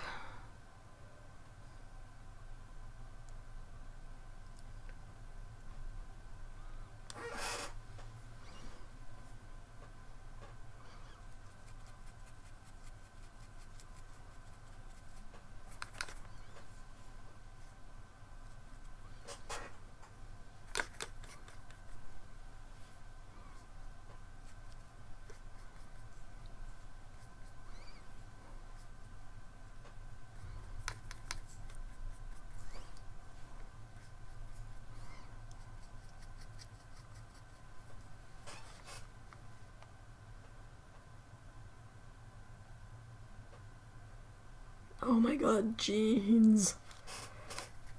Jeans. I haven't worn any in... I mean, why wear jeans when you can wear sweatpants? That's basically where I'm at right now.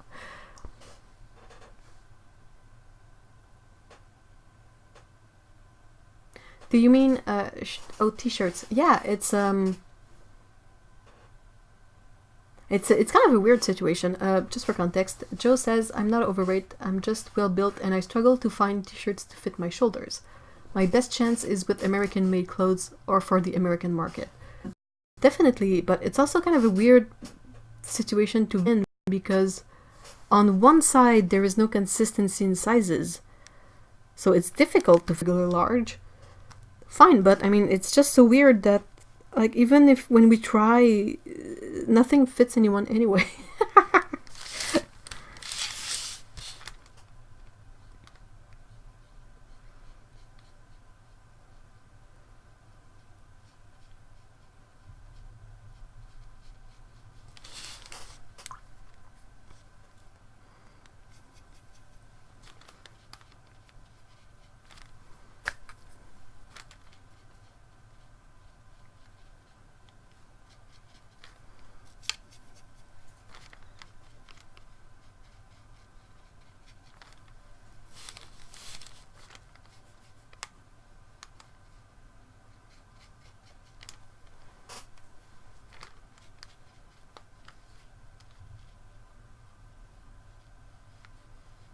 This one looks really red right now, but it's Venetian red, so it's probably gonna dry a lot more dull.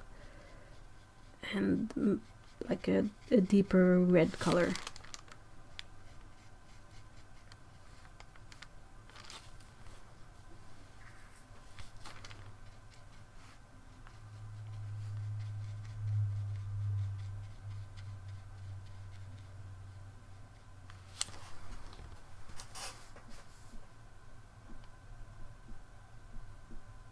Bunners, they're daily greens.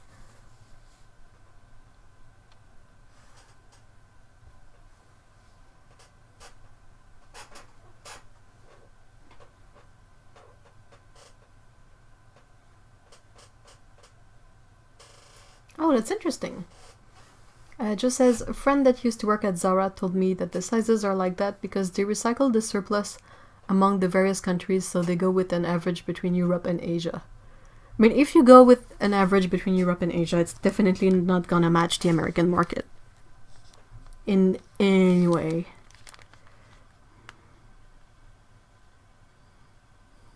It's just not the same habits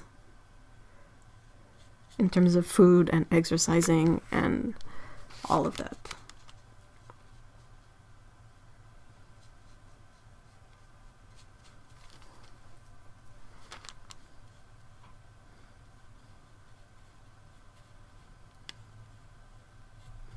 Some places have offered bigger sizes for quite some time. I'm thinking of places like LL Bean. They have what I can't say for the men's range, but for the women's, they have the Mrs. and then the woman. I think Mrs. is supposed to be like standard sizing, and the woman sizing is sort of the bigger sizes.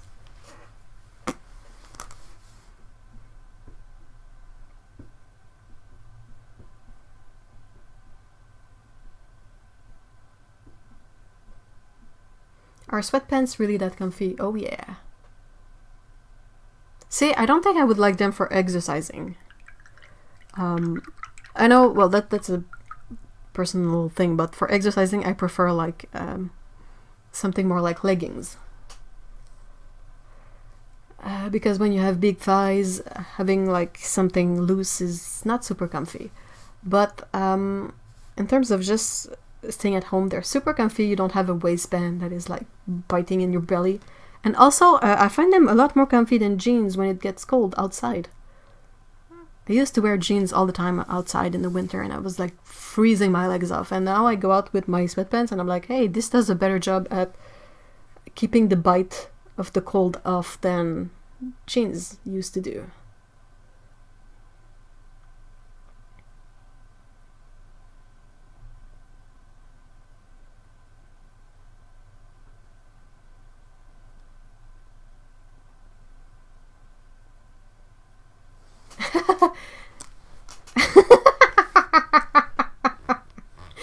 gosh, Stevie, I read your first message and I was like, this is kind of a weird way to say this. Like, I'm so slim. You're like, well, that's kind of neat, you know? But, yeah, not so slim. I am not so slim either.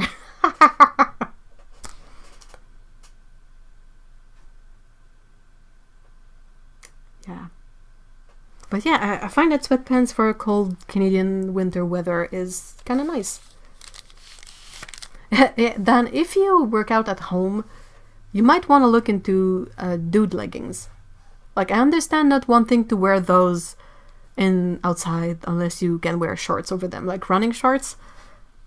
But I think in terms of comfort, they're quite nice. Like training leggings.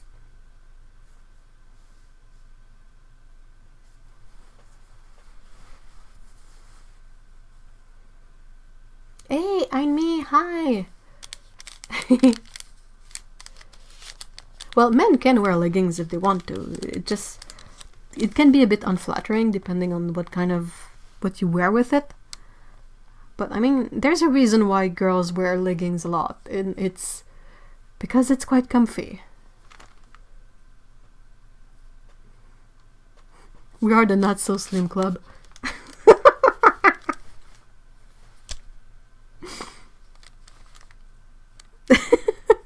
Really cracks me up. Oh my.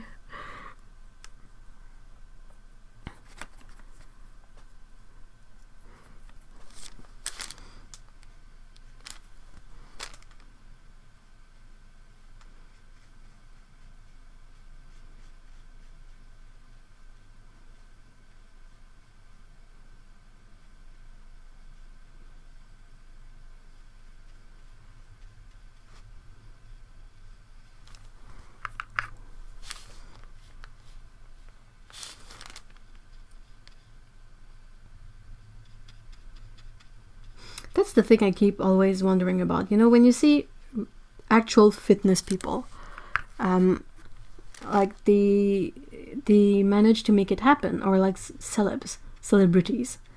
But what is never really highlighted is how much of a commitment you really have to make to these sort of endeavors if you want to make them happen.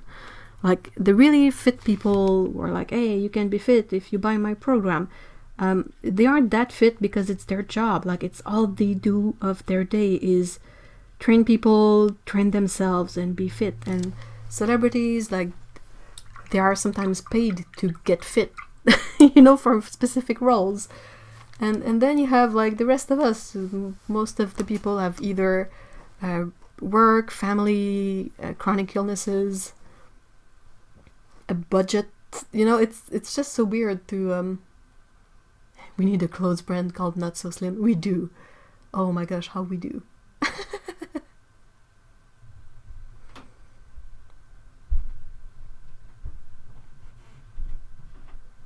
Yeah, I've seen runners or hikers wearing dude leggings, but they often have running shorts over them.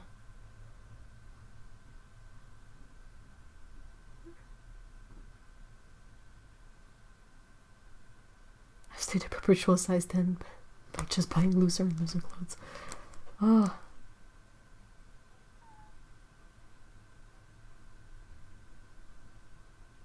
I don't know what size I am, but I'm kind of scared to figure it out. Yeah, old people stuff is hard.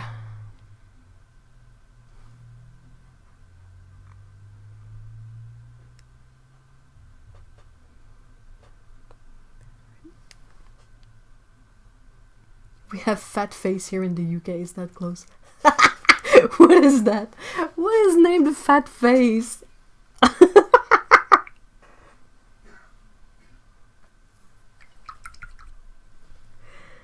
I love it.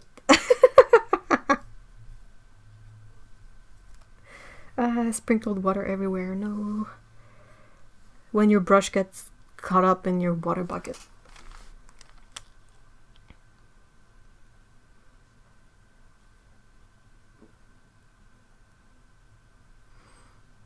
Oh, an app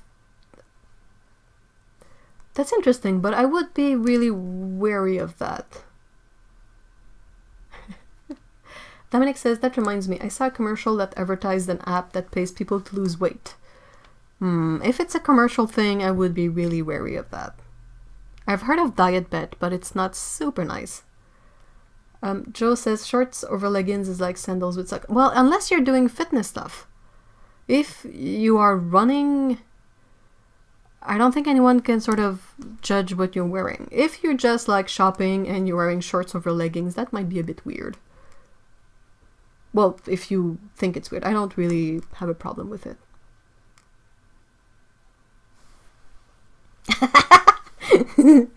Lise says, after my last growth spurt, I have not found out my new sizes. Yep. Apparently Fat Face is a clothing store. That's amazing. Fat Face. Oh, that reminds me of something that really cracked us up, because that's definitely Mr. E and I's maturity level.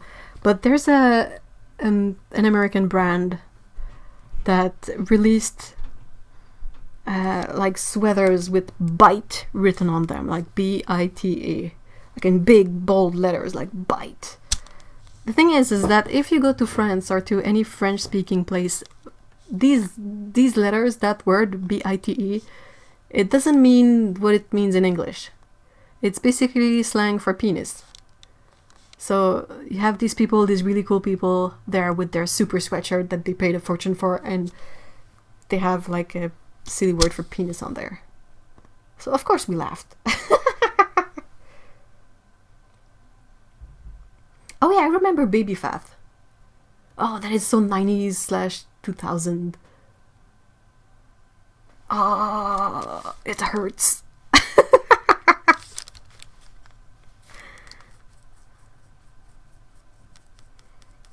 I think you had Baby Fat, and I think you had regular fat clothing stores that was like super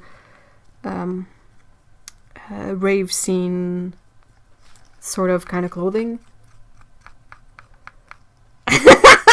I'm glad that Otto is on par with the same maturity level. Yeah, oh my gosh. We were like laughing so much because, you know, those fashion shots where everyone tries to look cool and they're like, they're early 20-somethings and they try to look cool and they're all like attitude and stuff, but they have that written on their shirt. It's like, and everybody in the comments were like, I hope you don't plan on selling this to France. And other people were like, no, I hope they do. I really want one. All French people. Oh yeah, that makes juicy really tame compared to bite/bit. That's also another thing that makes us laugh because we're dumb. Like everything that is about megabytes or like computer bytes, it's the same thing. It's like if you read that in French, it's just like byte. Like it sounds the same. It sounds like bit, which is again sort of a slang word for penis. So we have terabyte, Yeah, we are super mature. Definitely. I'm sorry if there are actual mature people in there that are like, you guys are not funny.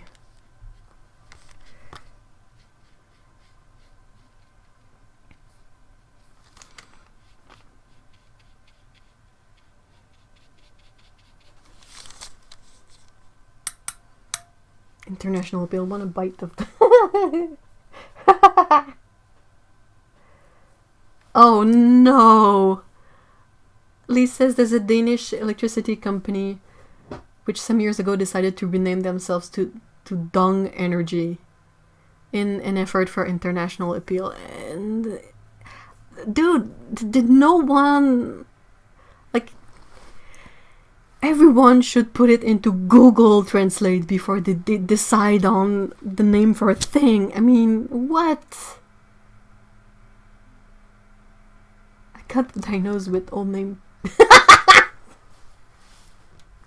PNES, psychogenic non-epileptic seizure.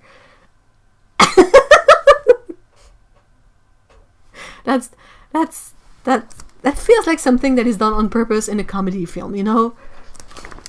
Like they went out of their way to make it sound like a stupid acronym.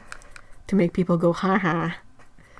It sounds like that. But no, it's actually the name of it. Like, good job, guys. I hope you realized at some point. It helped us through a tough time. It would. I can see how it would. I'm sorry about the tough time, but I'm glad that that at least was sort of there to balance it out a bit. A bit. Ha ha ha ha. That's it. That's it. We're done. We're done for today. We're fried.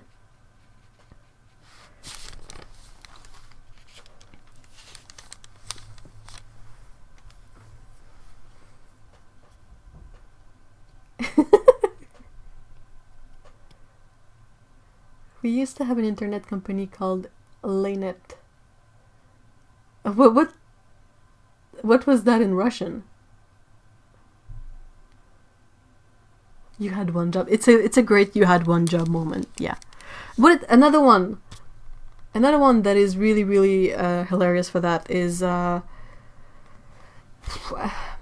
car the car that was named e-tron. I don't remember. I don't know if it's Elon Musk's car or whatever, but again, if you take e-tron, E-T-R-O-N, and you just read that in French, it means third. Alright, fine. It's your decision to call your car a turd. That's not mine.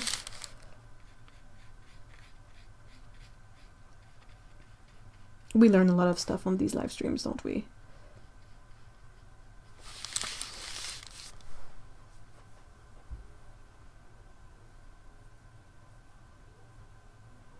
I think they took a bigger bite than they could chew. Oh my gosh. It was the Subaru Forester Ultimate Customized Kit Special. Oh my gosh, that was done on purpose. I cannot believe it was not done on purpose. In Russian it means something sexual. It would crack me up too. Can you imagine? People really seriously talk about a thing and you're like, it means something else.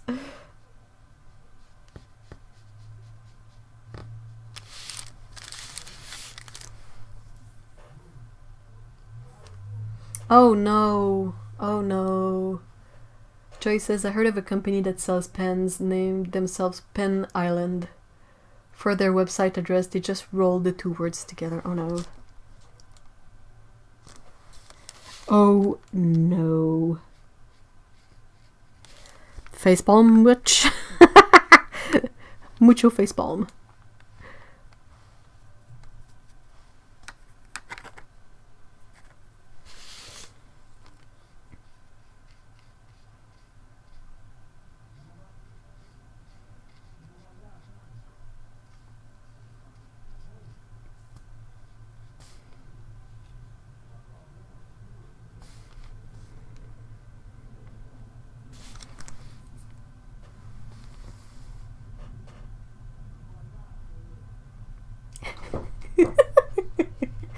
Oh, I'm sorry you think you might have that, Otto, but I'm cracking up because of the name of it.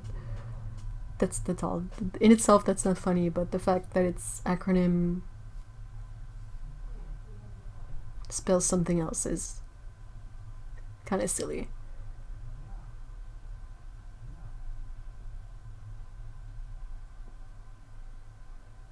Oh, wow. It sounds really bad. Fanny pack. Oh yeah, fanny pack is one that does not translate well either. There's quite a few, like in French, from France, and in Lumberjack French too, that don't translate super well. So it can be confusing at times.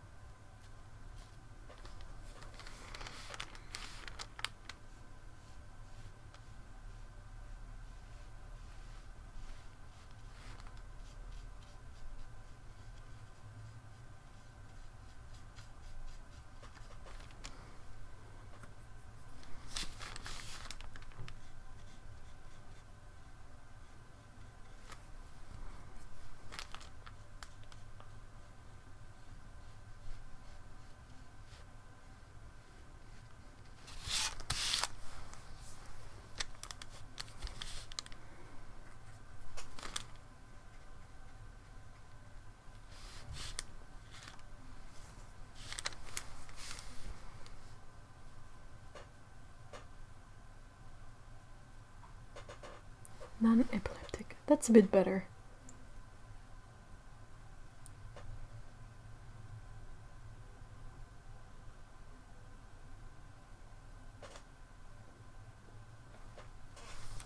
Ah, my nose itches. Someone must be talking about me somewhere.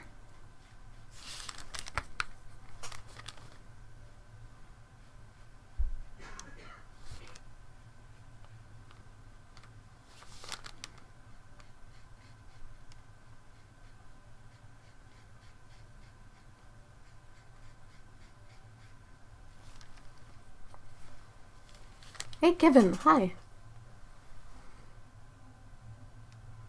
You got in right at the moment where we are talking about weird acronyms and bad names for things that don't translate well. Just to give you a bit of context so you're not completely lost in the discussion.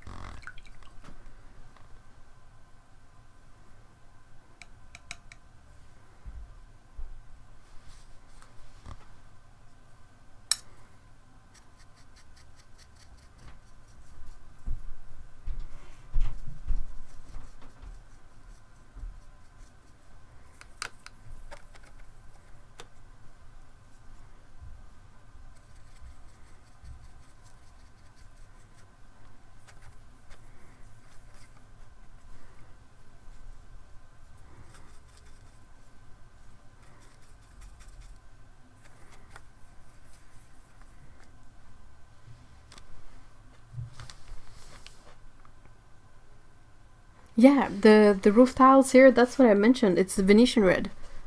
It's a PR 101 color. They always have a very, very noticeable drying shift.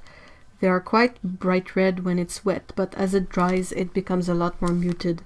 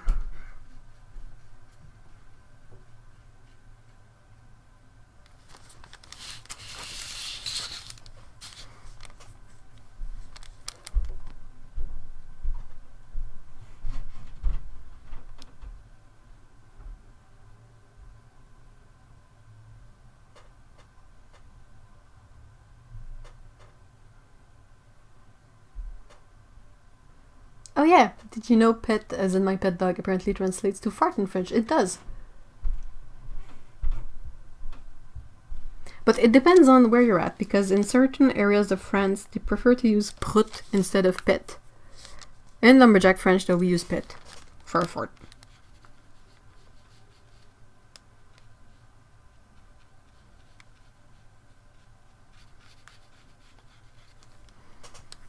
Another fun one is, in English, a bra, you know what that is, it's the undergarment. But in French, un bras is an arm. It's not quite, you know, the same kind of item. So it can be weird.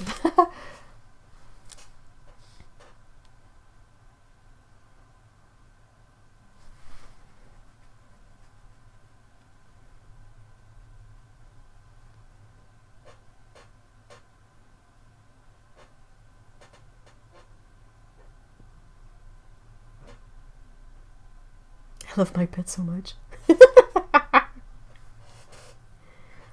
Wait. Yeah, well, I know it's not...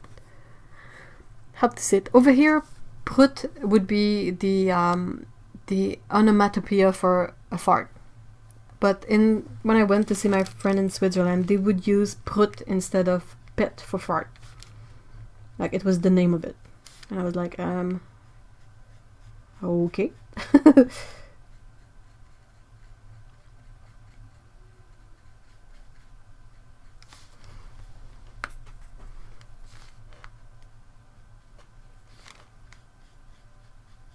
We are having nice topics on today.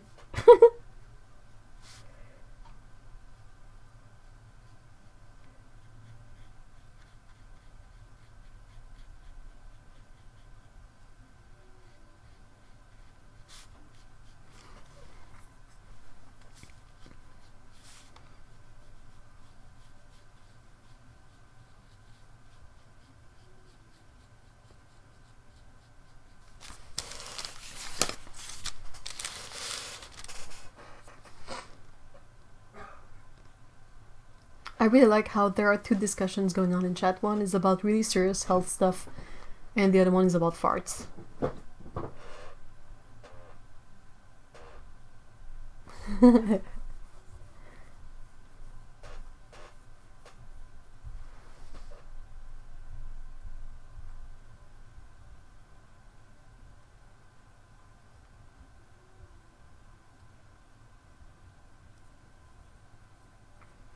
How did you end up having to take French lessons for 6 years, Joe?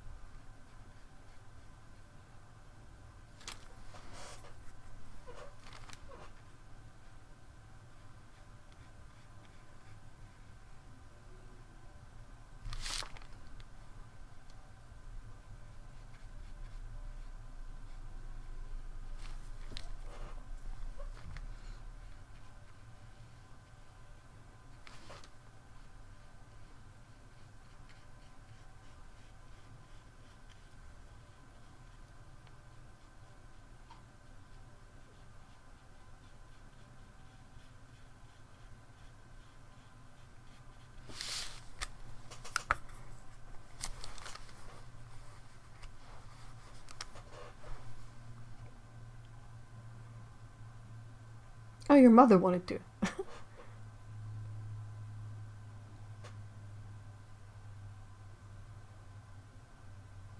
Aww. Oh my gosh. Some doctors, I swear. You would think they might be a bit more aware of the impact their treatment might have on, like how they treat someone, what kind of impact it might have on the person, but so many of them seem oblivious. Like when you have someone who is not feeling well, who is stressed out, super insecure, comes to see you because they don't understand what's going on with them, and you make them feel worse. Nope. Just fucking nope.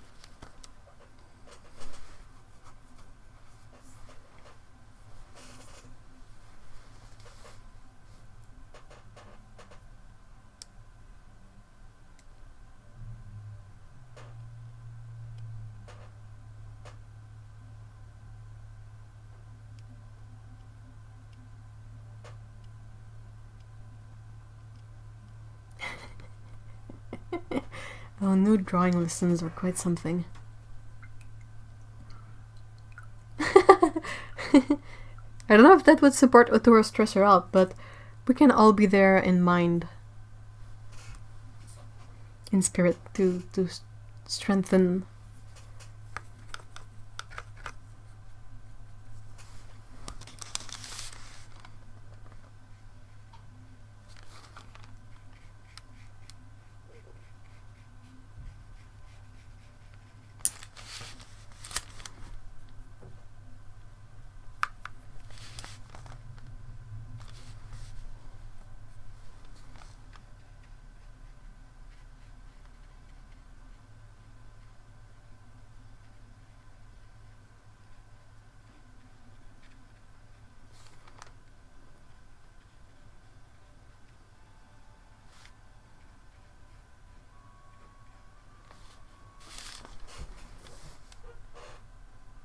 Do a live stream.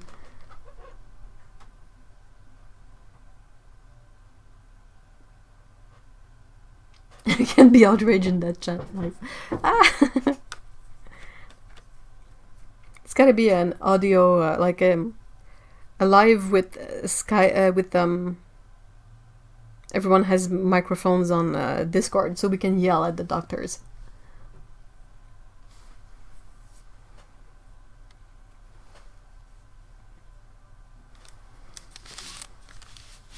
And what kind of mind space must a doctor be to be like, seizures? That's normal.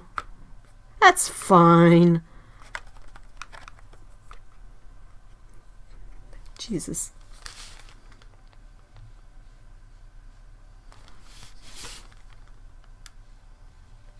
It's always like really weird stuff, like say someone has really bad migraines, but they don't exactly know what causes them, and the doctor is like, well, you have to get an appointment and get a scan while you have a migraine, and you're like, what?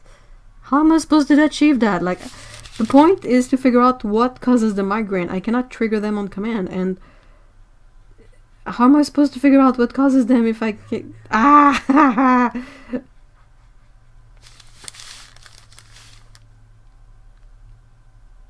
A kitten? Ooh, kitten. Cleo, kitten where? Have the best of luck with the errands and pet the kittens for all of us.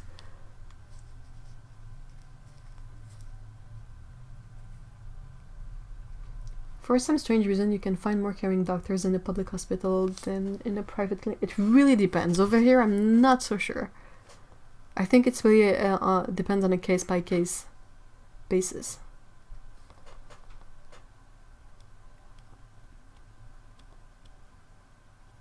Like, my family doctor is really awesome. And it's a private practice of sorts, I think. But I've had, like, doctors in hospitals that were really, like...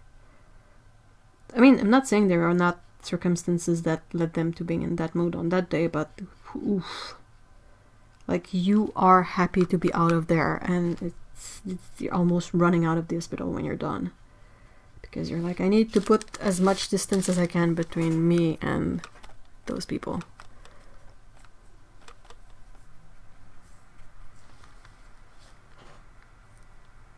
Hey, it doesn't take days or weeks to get a doctor's appointment. You can start having a migraine and just call them right away, and they're gonna be like, oh, sure, come in. Hey, thank you so much, Amy. I'm trying. Hey, Gwen, hi. We are talking about the difficulty of being taken seriously by doctors whenever you have an issue that is not, like, very obvious, like a broken arm, broken leg, something that bleeds. Like, if it's something more like seizures, migraines, something more like random or neurological, they are often really dismissive and unhelpful. Often. Not all of them, but way too many of them.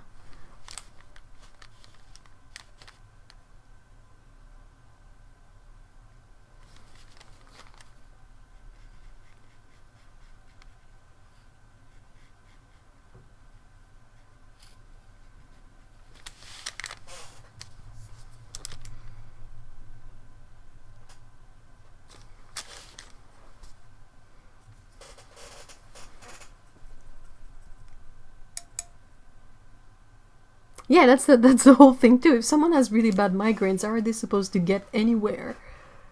Like, they would need someone to take them there, someone to guide them, and that's assuming the person can sort of be in any position other than horizontal. Like, some migraines will have you flat out in bed and you cannot move, so what's... I'm almost there! I'm gonna make these various types of gray cats, I think. One is gonna be fully gray, like a Russian blue. I think one is gonna have spots, and one might have spots with some tabby in it. I have decided.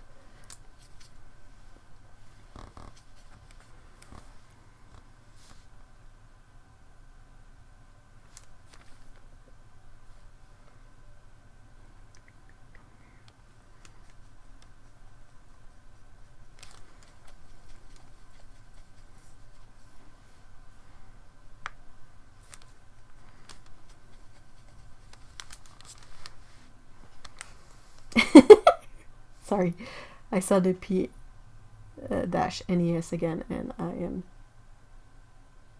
cracking up. I had amazing migraine meds in the States, and without insurance cost $20 for a month's supply. To be honest, $20 for a month's supply, well, how many like caplets is that? But $20 is not that much. Art therapy, aw. That's a good way to see this. Oh, that's interesting. And me, where are you at? Are you in the US? Smuggle them. A lot of people do that. And I can see why. I mean, not saying that they should or not, but I mean, in some cases it's so stupid, like insulin. They would rather have people die from their diabetes than make sure they can afford their insulin, which is all sorts of wrong.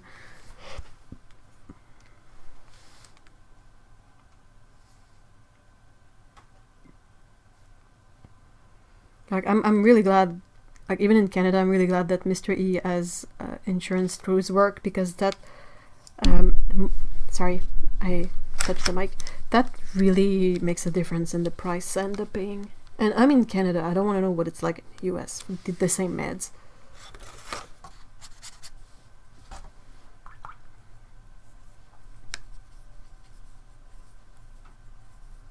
Yeah, I've heard of Botox injection for migraines too. I think it really depends what causes your migraines. And figuring out what causes a migraine is a great big part of the issue here. Like, everything can trigger and or help, like, resolving a migraine. Some people will say, like, oh, eating dark chocolate causes migraines, while others will say, well, it stops mine. So you're like, whoa.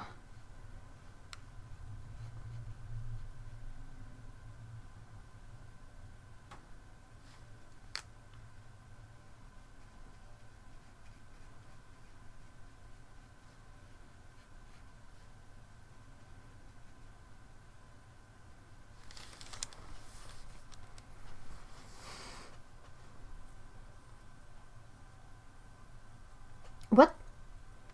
Wait, what? I always mean to book an appointment to get prescription filled at home, but that alone costs over $500. What? Sorry, what? Australia? Oh, no. You say that the land of the koalas and kangaroos, but I think for everyone, what's in their mind at the moment is mostly the fires. I hope you're safe. Oh my gosh, Kevin! What? Yuck. For you.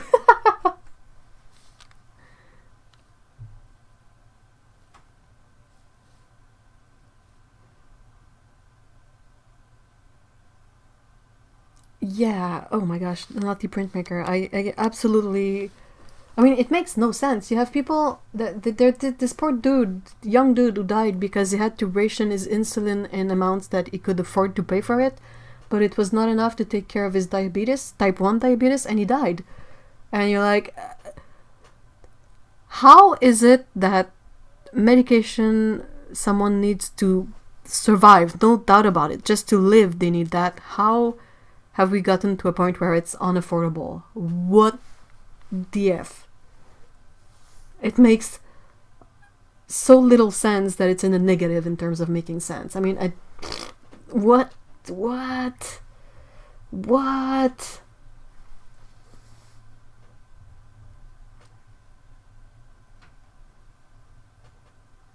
Oh, I mean, move to Canada. Or to Europe, or anywhere else that has a better healthcare system than the American one, sadly. Kevin gambled and lost. Oh my god! Such a good way to say it. Oh, that's hilarious.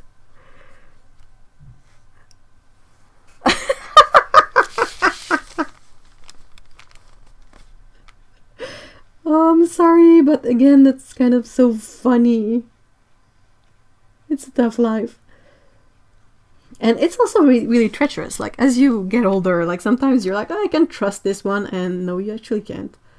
But you won't know until it's too late. We have great topics in here, don't we? Like, really serious issues like healthcare and being treated right, and then we have farts.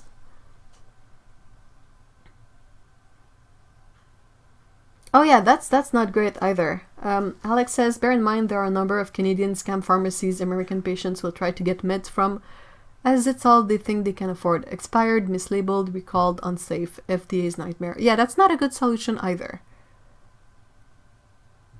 And I've kind of seen, sometimes you see weird stuff. Like, I'm Canadian born and raised, and I've always had like either insurance through my parents or it's called, in Quebec, it's called the Régie de l'assurance médicale du Québec. I don't know what it is in English, but we call it the acronym is RAMQ.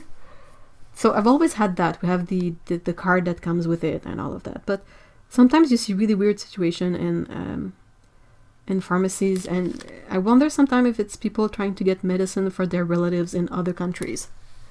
Like, they don't mean anything bad by it, but it's not necessarily the way our system works. So it kind of leads to really weird situation. It's just dumb. Like, no one should be able to get this rich on other people being sick. I'm talking about the pharmacy, the drug companies.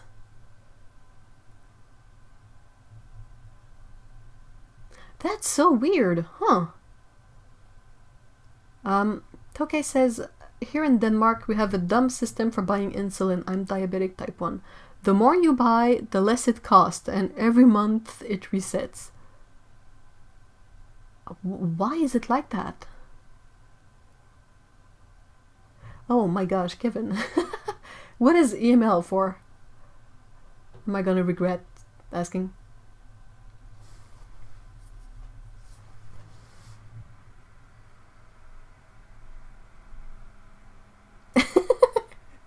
Is he really? I'm not sure. Hey, Amisha, thank you so much for being here. I hope you have a great weekend.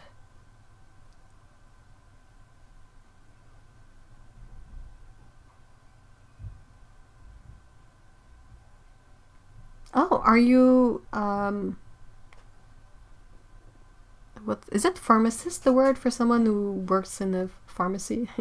It's pharmacien in French, so my brain is sort of unable to find a proper match. But Alex, are you working in the pharmacy? It is really, really sad. You know, like, it's like, well, it is gonna help someone, but because all these medicines are expensive, we can't really distribute them for people who don't necessarily contribute into the system that makes them so affordable. It's really complex, but you're like, at the same time, why should we let some people be miserable that much? Okay, it is pharmacist. Good. My Franglish brain has some issues at times.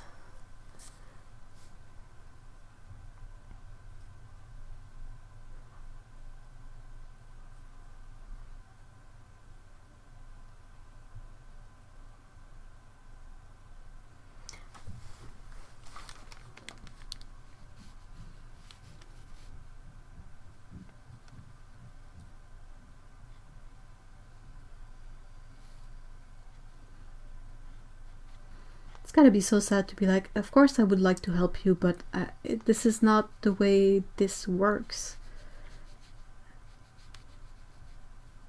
And meanwhile, drug company CEOs have like a lot of money and huge bonuses. And there is one type of content online that really, really cracks me up, and it's whenever you have something where they share someone's incredibly privileged situation, and the way that person sort of acts in regards to it is really casual. It always cracks me up. Like asking someone, oh, what's your holiday vacation gonna be like? Like, oh, for Christmas I'm gonna go in the Alps to go to a spa, and then for the New Year's I'm gonna go to this place and fancy, and you're like, dude, I'm home and I'm gonna eat cake, and that's all the celebration there's gonna be. So Hey Samantha, hi, welcome.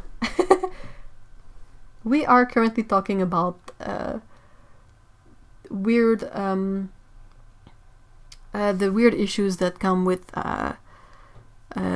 medical insurance and drugs, and also farts. So I'm sorry.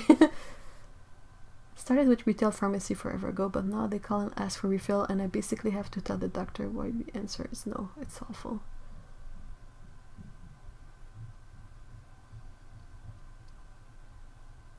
Oh my gosh.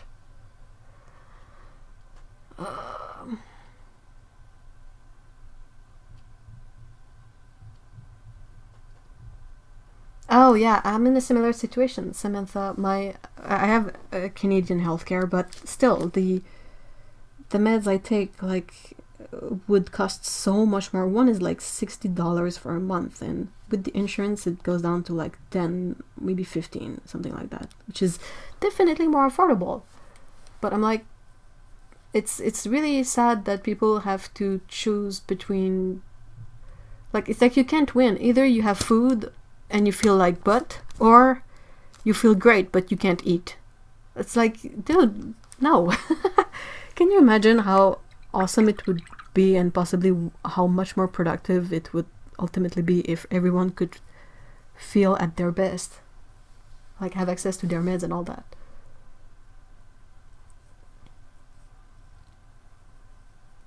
It's like, no, we want you to be miserable. It's like, what?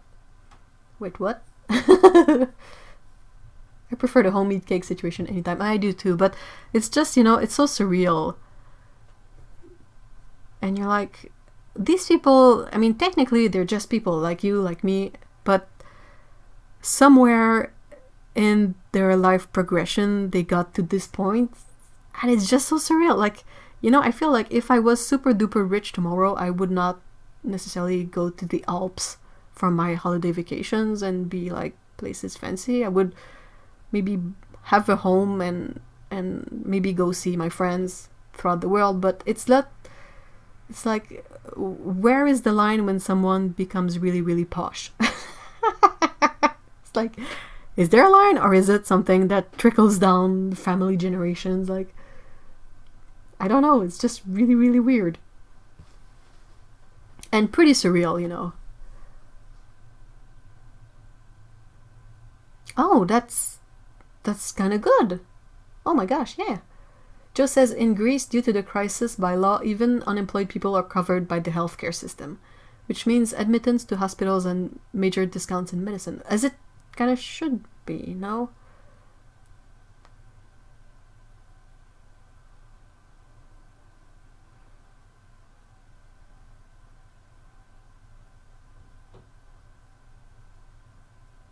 Normal.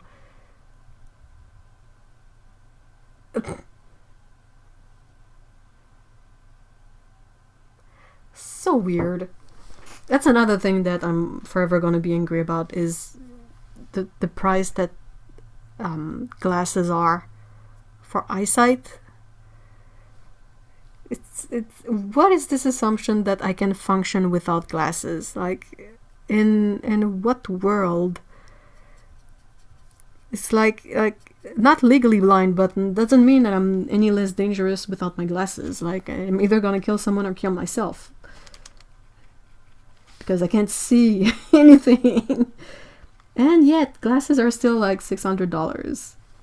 Because sure, why not? Cheap frame that costs about $2. Stupid ass glasses that, I mean, perhaps back in the days and when they were made from actual glass, the glasses were worth more money. But nowadays, and I get plastic glasses too because I'm a klutz and I would break my glasses. And I'm like, why is it still $600? Go to hell.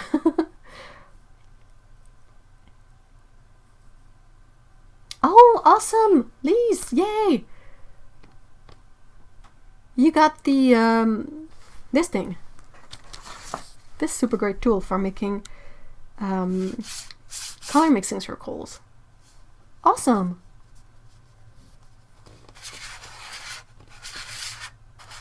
Possible. Dominic says, I think being posh is more dependent on your job making you posh.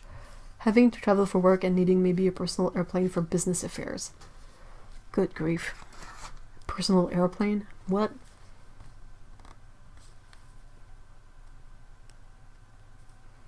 Glasses can be really... Yeah, that's the thing though. My glasses, if I had really minor sight problem, my glasses would be a lot less expensive. But it's like, the more of an handicap it is, the more you pay. Which is silly.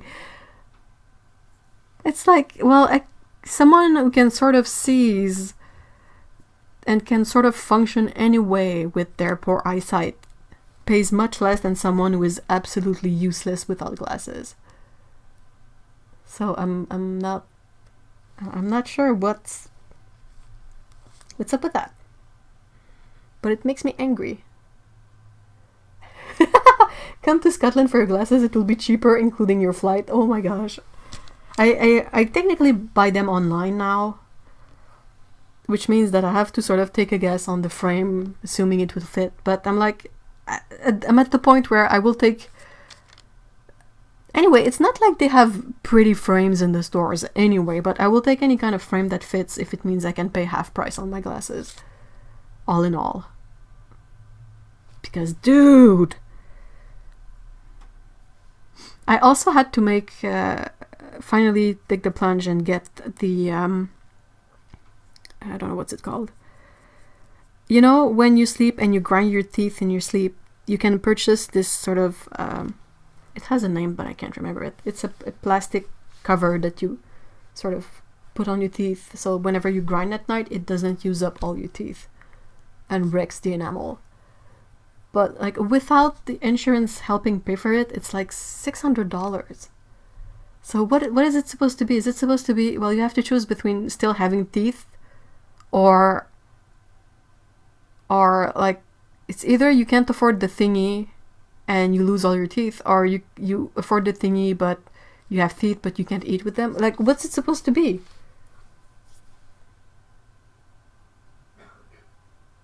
Hey, thank you so much, Stevie. I hope you have a great weekend. Yeah, kind of a mouth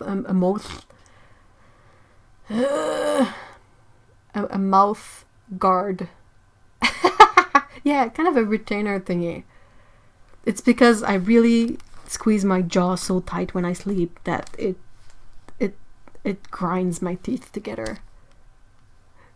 Kind of bad too. For a really long while, I would use the ones that you can buy at the drugstore because they were like $30. And I was like, well, as long as I don't really have insurance to cover this stupid expense. Fortunately, the one that is like worth $600 will last longer than the other ones. Like, it's meant to last a really long time, but the first time a dentist mentioned it to me, it was a kind of a shitty dentist that I didn't like, and they were like, oh, you have to change it every 6 months. And I was like, are you insane? You want me to pay like $600 for something I have to change every 6 months? I'm sorry, what? No, I will keep on buying the super soft, cheap drugstore ones. Good grief.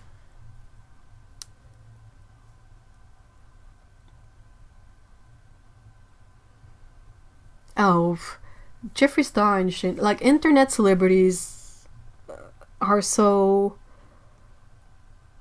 I feel like they're the one with the biggest offset in terms of all they earn and what they actually do. And I'm just like, oh, Jeffree Star and Shane Dawson. And I'm just like, I understand how they got rich, but at the same time, I don't understand how they got rich. There's like this is not my scene.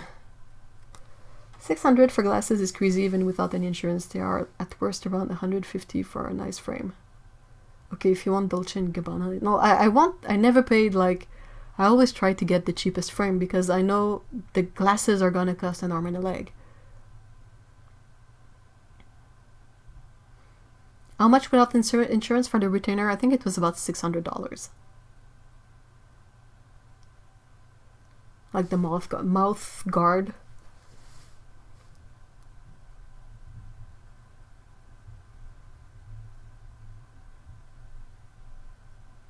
I freaking hate dentists. Like, who are you to consider the $600 to be pocket change? Like, if you arg.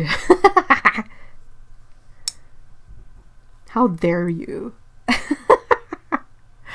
Oh my gosh, the dentist I have right now is actually quite nice, so I'm glad with that. But I've had some dentists in the past that were like trying so hard to make you pay for stuff you don't need, and it doesn't really establish a relationship of trust. You kind of like every time a dentist tells you something afterwards, you're like, oh yeah, right, well screw you. Watch me not do it.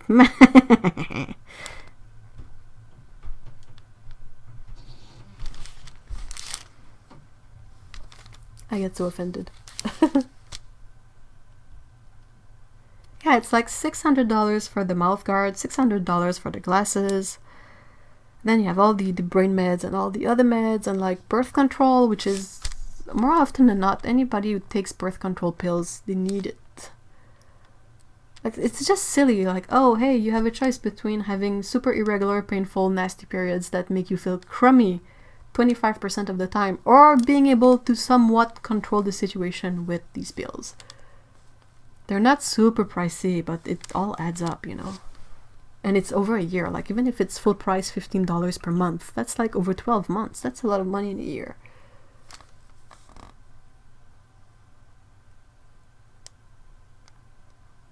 Or sometimes you have people who are not even in a relationship, but they still need the birth control pill. And then the doctors are sometimes really hesitant to give it to them. And you're like, why?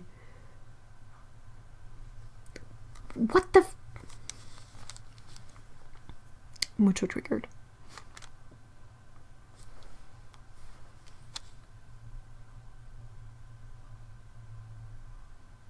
Whoa, take it easy, Sharon. Who's Sharon?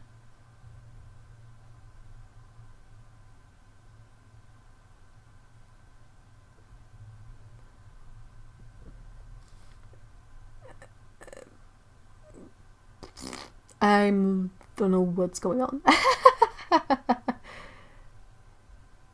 I forgot to mention it to my doctor last time. Darn it. Watch me be allergic to it or something.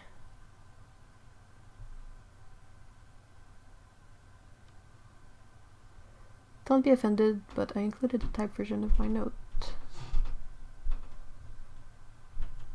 Sorry?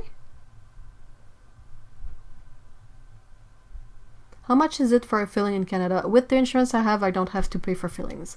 It's 100% covered with the insurance. You were doing a Greta Thunberg? I don't think so. I have no idea how Greta Thunberg sounds.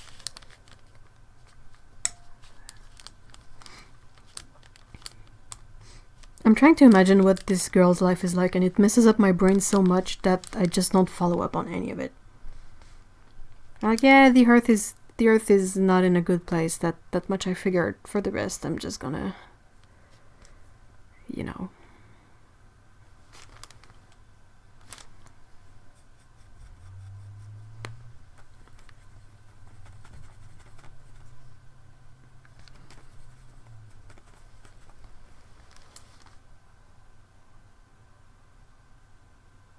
Birth control pill?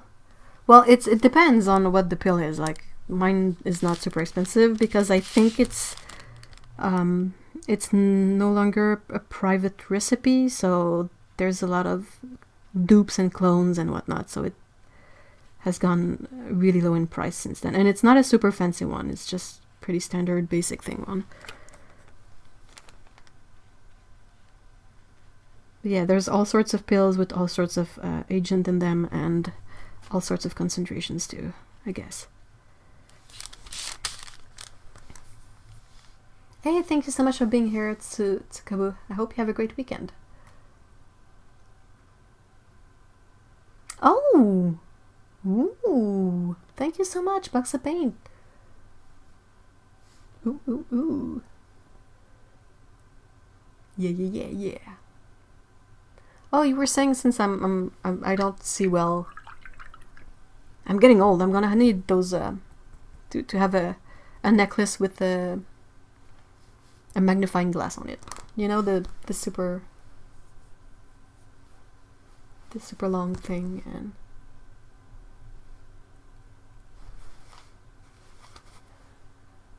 I have no idea what is happening in the chat. I think I lost it at some point. Like, what is Dan talking about? What is happening?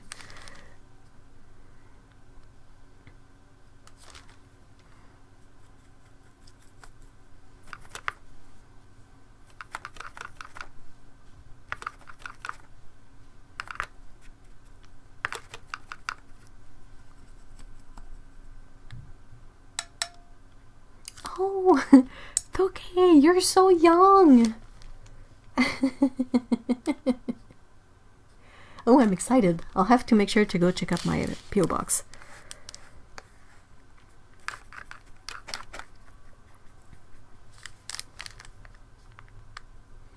We are old.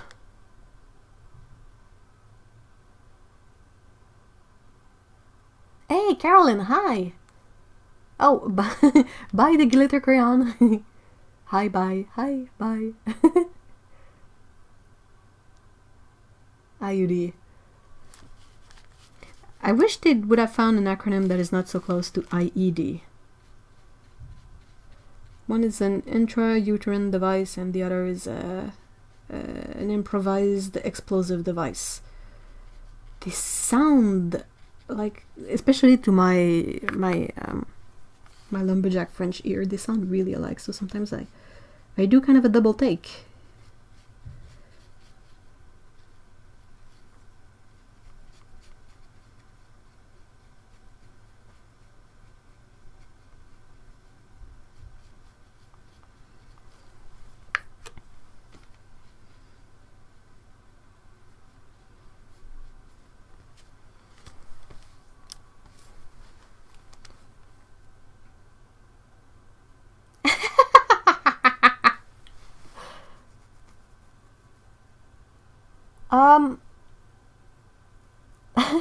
Well, Carolyn, that's kind of what I'm doing with these drawings. Last week and this week I made the drawings available on Gumroad, which is a platform where you can put up some digital files to download and set up a price. I've set mine to be like, if someone wants them for free, you can have them for free. If you want to tip in, you can tip like $1 or $2 and have access to the file, but they're available there. So last week's drawing is available there. This week's, it's also there. So if you sort of want to have it as a sort of coloring book page, you can check it out there. The link is in the description, technically.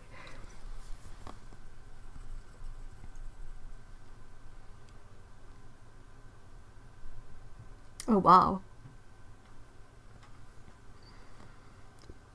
Okay, hold on. This is, what the heck is going on?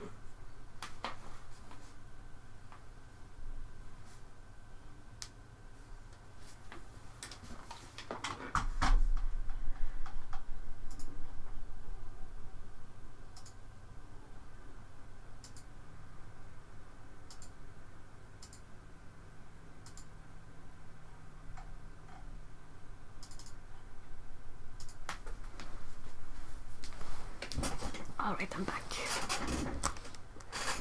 Kind of the same thing.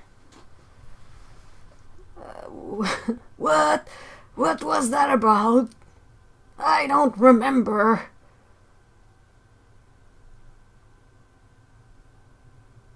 Wait, what? IED and IUD?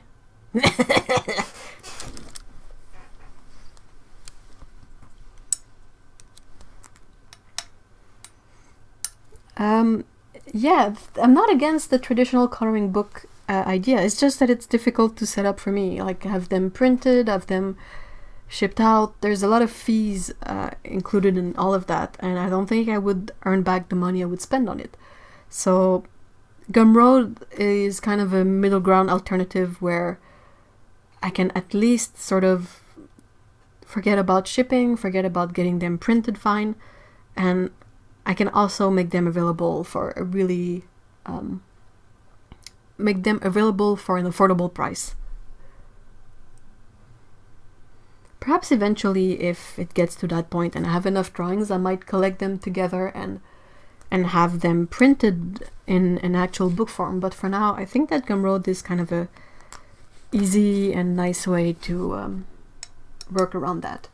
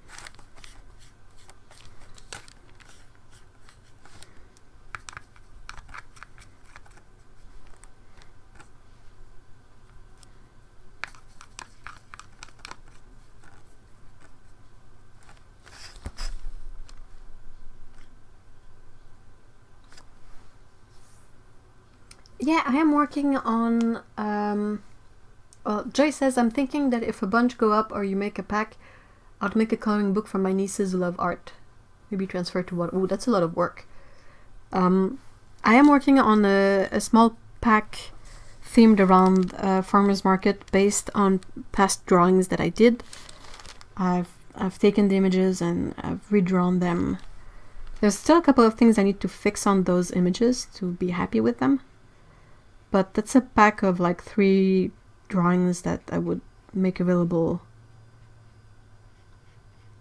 I'm not entirely sure how I want to go about this. Like, do I make the packs like a couple of dollars, or do I make them also available for free, or I just... This is not the area in which I'm good and savvy and comfy and experienced. It's too late for words. I'm just gonna make sounds from now on. Old people sounds. Like that.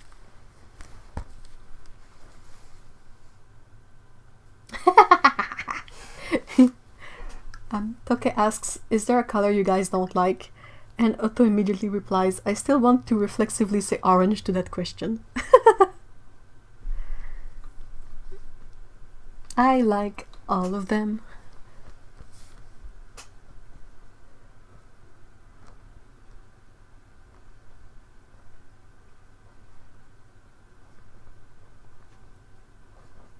Well, thank you, Joy. I really appreciate that. The coloring books that really makes me sad is the one that are available marketed to adults. Because sometimes I look at the way the line art was made in there and I'm like, this is kind of a really sad way to make a line art. Like, the line weight is all over the place for no reason. You can tell that it's a hastily traced, like, Japanese wood print that has been, like, traced really awkwardly. And it's just kind of sad because I'm like, the idea is not bad, but I mean, if you're to do it, please do it somewhat nice, you know. I sell prints in the sense that I have set up an imprint and a Redbubble, and I think those have prints available on them. I also think I put the links in the description, so that's a way to check it out. I've only uploaded like the drawings I like the most personally. I'm also always up for selling originals. Like most of my originals I'm okay with selling. There's a few that I might like to keep, but I'm really, my goal is to not be precious, in the sense that I want to keep growing. I don't want to stay on one spot because I feel like something is precious. I want to be able to keep going, keep making new things. But if I keep making new things, then I end up with a huge pile of other things that are done. And I'm like, what am I supposed to do with these now?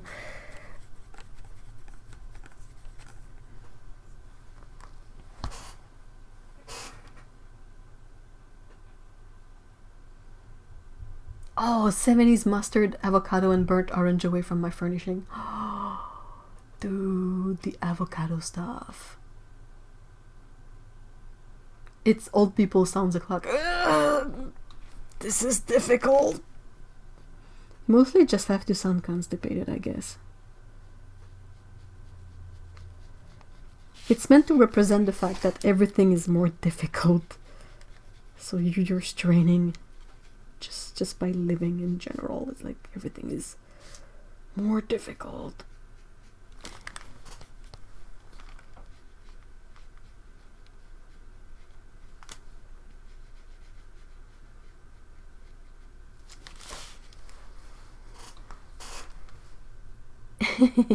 Hey, thanks for the links, Dan.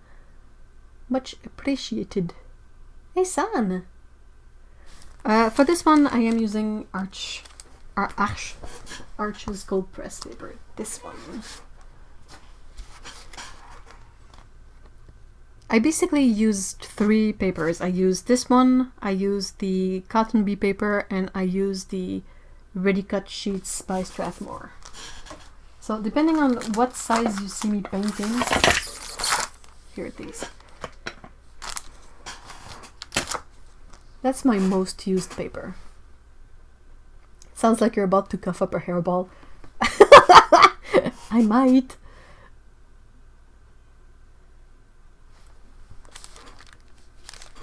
That's what happens when you put your faces into your cats way too much. But then again, they're so soft and fluffy. What am I supposed to do? What am I supposed to do?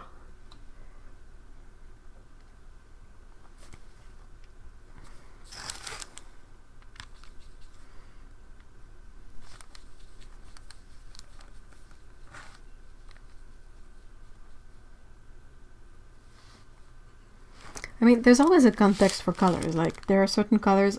I mean, I love all the colors, but that doesn't mean I would wear them. Or, you know, there are, like, I wouldn't want a coat necessarily in all of these colors. Or, you know, there's different applications for all the colors out there. But I think that on a basis of not necessarily having an idea of what the color is going to be used for, I find it difficult to find colors that are not good in any way. Like, there's always a way to use up a color.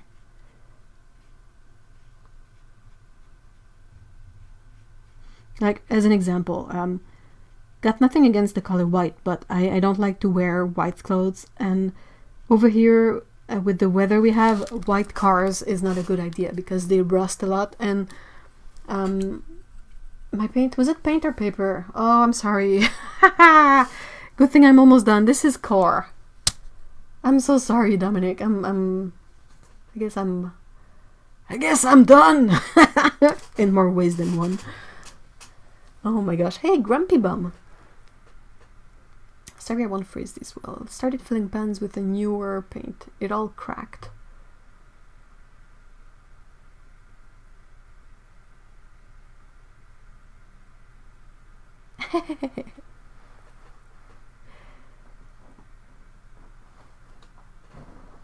Your mom sounds super stylish, Otto. Yeah, white is asking for stains. Like, I know I would get paint all over white clothing. And it just doesn't look super good with my coloring. I'm like super duper pale already. So whenever I wear white, it's like I'm either blindingly white or just, I don't know, it's just... Even underwear, I'm like, why would I want... Who wants white underwear?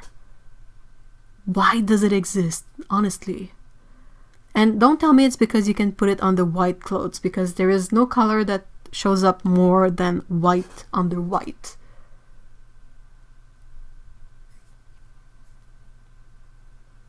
Okay, so question from Alex. Started at Philippines with newer paint, it all cracked. Pen's only 1/3 full. Thinking of adding glycerin. Can I add to that? I think you can add new paint on top of the cracked one and mix either some glycerin or some raw honey in there with the new paint. But then again, it's hard to say without having a view of the cracked paint, how cracked it is, how dry it became.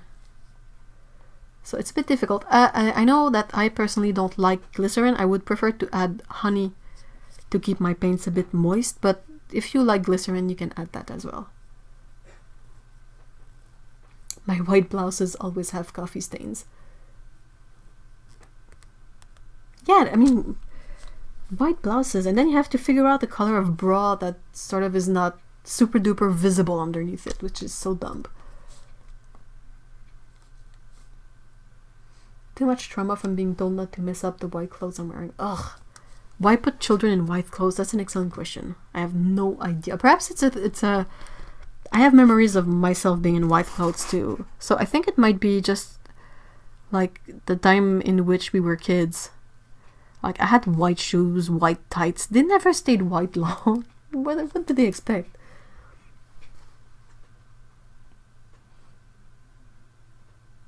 Why do waiters have to wear white? I don't know. Maybe someone thinks it looks classier.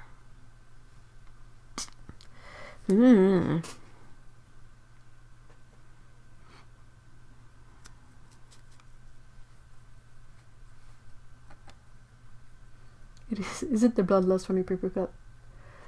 It probably is. It was such a bad cut, you guys. It was a teeny tiny pinprick of a... Like, I never expected the dry glue from my paper pad to get stuck in my finger and then make a hole that would bleed. I was like, what is happening? Why is this happening? I'm not sure I understand. Oh, a white sofa. White kitchen furniture.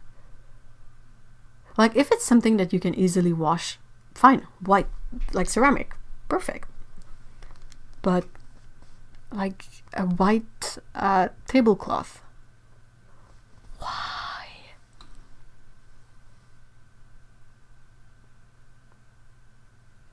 It varies between colors. I'm always nervous I'll overdo it to make a hot mess.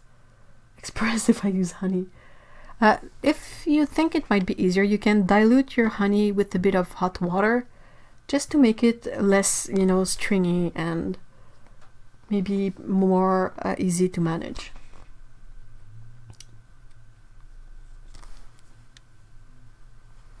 I know I've made an experiment with the Lutea paints, trying to make them in a palette that I would find them easy to re-wet, and it did not succeed. Like, I tried adding honey and gum arabic to them because they would crack a lot, and they held together, but they're now really hard to re-wet. So it's not an exact science. It's a really difficult thing to sort of assess and figure out.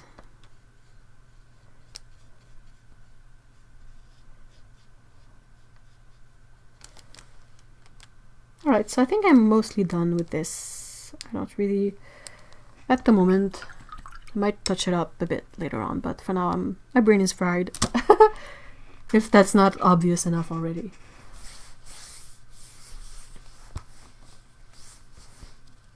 Yeah, the element of practicality would be that white clothing you can bleach in the same way that, like, a lot of hospital stuff or possibly kitchen stuff. Like when you have a great big, when you have a business, like you have many tablecloth and all of that, you can toss all of that into the bleach and it's not gonna stain, it's gonna wipe out the stains. But yeah, that's basically the only way I can think of it being useful.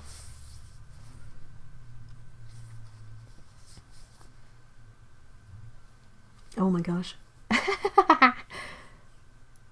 Do you use a couple drops each for hot water honey? I'm thinking. To not make the honey too diluted, because I think it would become too watery, and as it dries it will maybe still crack because that wouldn't be enough honey. But you know, honey can be really thick sometimes, so just add a bit of, depending on the amount of honey you're working with, like you add to it until it's maybe easier to work with. It's a lot of experimenting. I'm still experimenting and I don't always get it right, so it's hard to give super accurate advice then.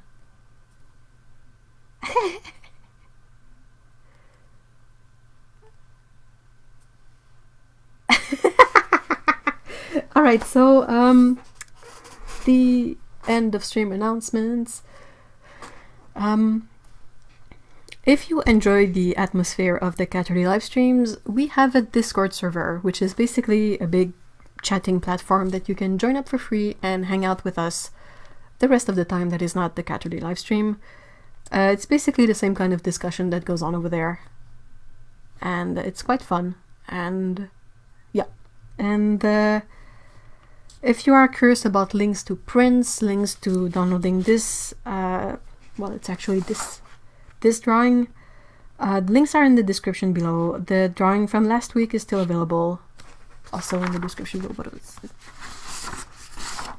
This is the drawing from last week. And yeah, if you have questions about the websites and stuff, I think the description is a good place to look. Otherwise, I would like to say a great big thank you to my moderators. So we have Dan in there under the username penholderart. Go check out his channel if you haven't already. It's more watercolors and botanical art. There is Dr. Otokano Otto. If you haven't stumbled upon her channel yet, that's another thing you have to remedy right away. Go check it out. Amazing videos again, like super deep looks at pigments and awesome shots, awesome close-ups of all the Primatic paints. So yeah, am I forgetting something?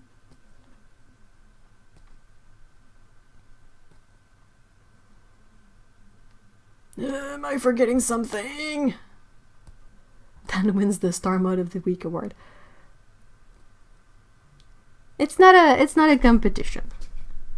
It's a I don't know. It's just a great big party. All right, I am fried if you can tell.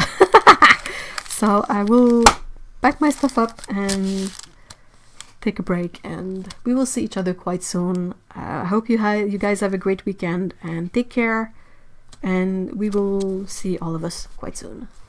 Bye. Oh, cats! The cats are sleeping. No cats today. Sorry. You can hear Pico in my latest video if you want though. So there's that. Alright. Bye for real now.